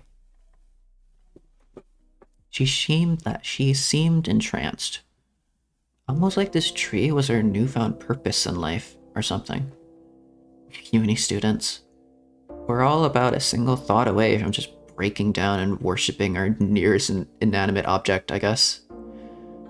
As I get closer, it begins to dawn on me that the tree is in fact a few inches off the ground. Off of the ground. Maybe this isn't just a case of a student gone hippie, but rather more paranormal just kind of happening on the daily. I'm not one necessarily for science, but enough wacky things are explainable by normal everyday phenomena that I'm not too off-put by anything that seems too out of the ordinary. Call me uninspired, and don't get me wrong, I still think all things are beautiful. But magic is just science that we don't understand, right? Thus, the supernatural are just instances of logical extensions of our universe's laws, just manifesting in the wonderful way that they do. I approach the floating tree in peculiar person, vaguely aware of the slight passage of time, but my curiosity was always one of my more defining quirks. Stay back, she whimpers towards me. Huh? It can hear you. It's not for you. That stops me for a second. Perhaps she's slightly delusional. I decide to entertain that for a moment. No, I can hear it too, I think. I clearly can't. She breaks her staring contest with the tree and instead focuses her gaze on me. I can't quite make out the expression on her face. What? It's my voice, though. I don't know you. I've been caught in a white lie, but I'm in too far to back out now. Yeah, but it's saying... I try to imitate her speech patterns. Something about... I leave the trail for her to complete. Kind of concerned about how big this lie is growing. I hope the awkwardness isn't obvious to her. Her eyes almost glaze over. I guess it worked. About my parents. I just don't She seemed like she was crying without the physical ability to make tears. They don't get it. My life's purpose isn't the same as theirs.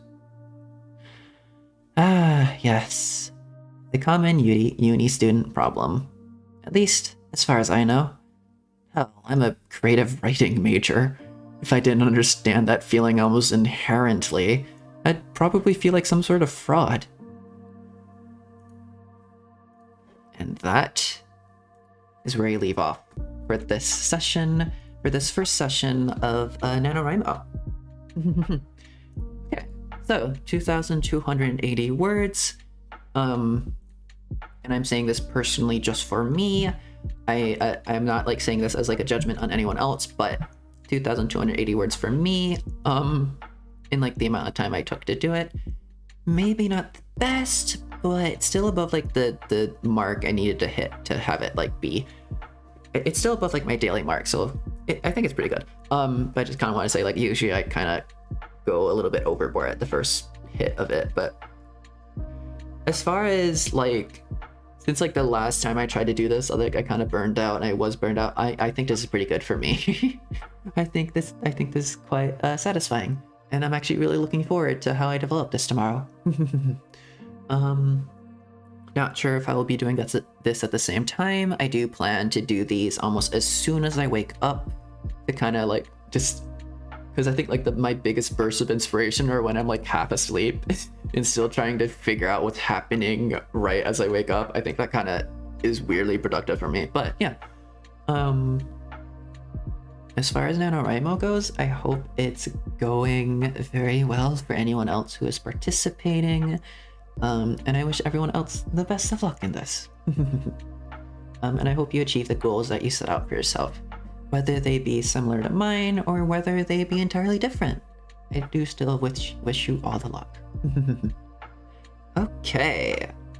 And with that, the one announcement I have is that if you are in any ways interested in a game called Genshin Impact, I will be doing a summoning stream for a character that's coming out at 11 p.m. EDT today. I'll be doing like a short, maybe like 2 or 3 hour like stream, just like summoning for her, gathering materials for her, yada yada. That'll be very fun. That'll be very different in terms of like vibes to this stream I've just done. This stream is a little bit more in tune with like my art streams. This is like one of my creativity kind of streams and stuff like that. My gaming streams are quite different. But if you're in any ways interested in that, that will be at 11 p.m. EDT.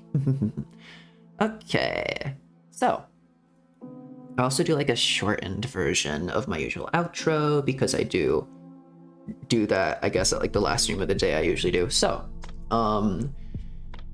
let me see, how do I word this in a short way then?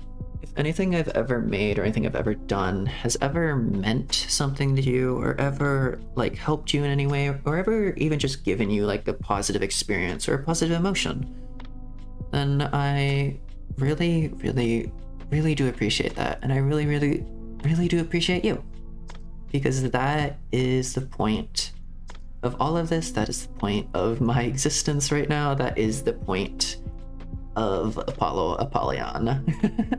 That is the point of me, because I have been helped so much and inspired so much by people who do really similar things to what I do. And I have always wanted to give back in some way. I've always wanted to help as much as I have been helped and inspire as much as I have been inspired. I've been given a lot by this, I guess, community, and I've always wanted to give back in my own special way. And that is exactly what this is. So if I have ever, or if anything I've ever made has ever meant even the littlest bit of something to you, that means the world to me. And I will always thank you for that. I'll always thank you if you had any hand in helping me with that.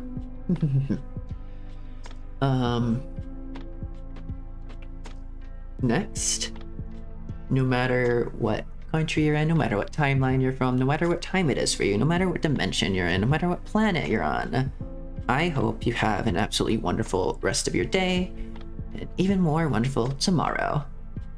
Thank you so much if you came to watch this live, and thank you so much if you are watching the VOD right now, because I really do appreciate VOD viewers as well. I have been Apollyon, and like I said, I will be streaming again at 11 p.m. EDT, or whenever like the Genshin update goes live. I'm not sure. I'll probably hit live like at that time anyways, and just like ramble for a bit until the update goes live. Tomorrow I am probably going to be streaming another session of NaNoWriMo. I'm probably going to be doing one for like every single day of the month. We'll see how much I can keep that up. There might be a time at some point where I just decide to like stop streaming it and to like do it on my own end. I will need to like find out a way of like actually publishing what I write then, because I know some people would probably want to keep up with that. I'm still looking into ways to do that now. I'm thinking of making a Booksy account, but I'm not sure. But yeah, I think that's all the announcements I need to make. I am going to go make the omelet I was talking about, because I am hungry and all I've had to eat today for like the first few hours I've been awake, which consisted like just an entire stream basically.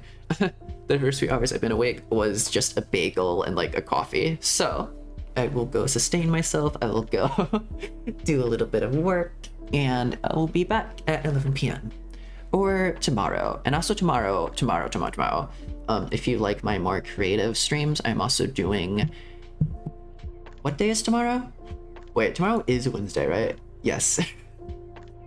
I will also be doing an art stream tomorrow where I just make fan art of like my favorite characters. I'm not sure I'm going to do a VTuber tomorrow or a Genshin character, because those are like my two fan art picks I always go for. But if you like the vibes of my writing stream, my art stream is a little bit similar in the same kind of way. Okay, that is all. I have been Apollyon, and I guess my outro is good morning. So, good morning, and bye-bye.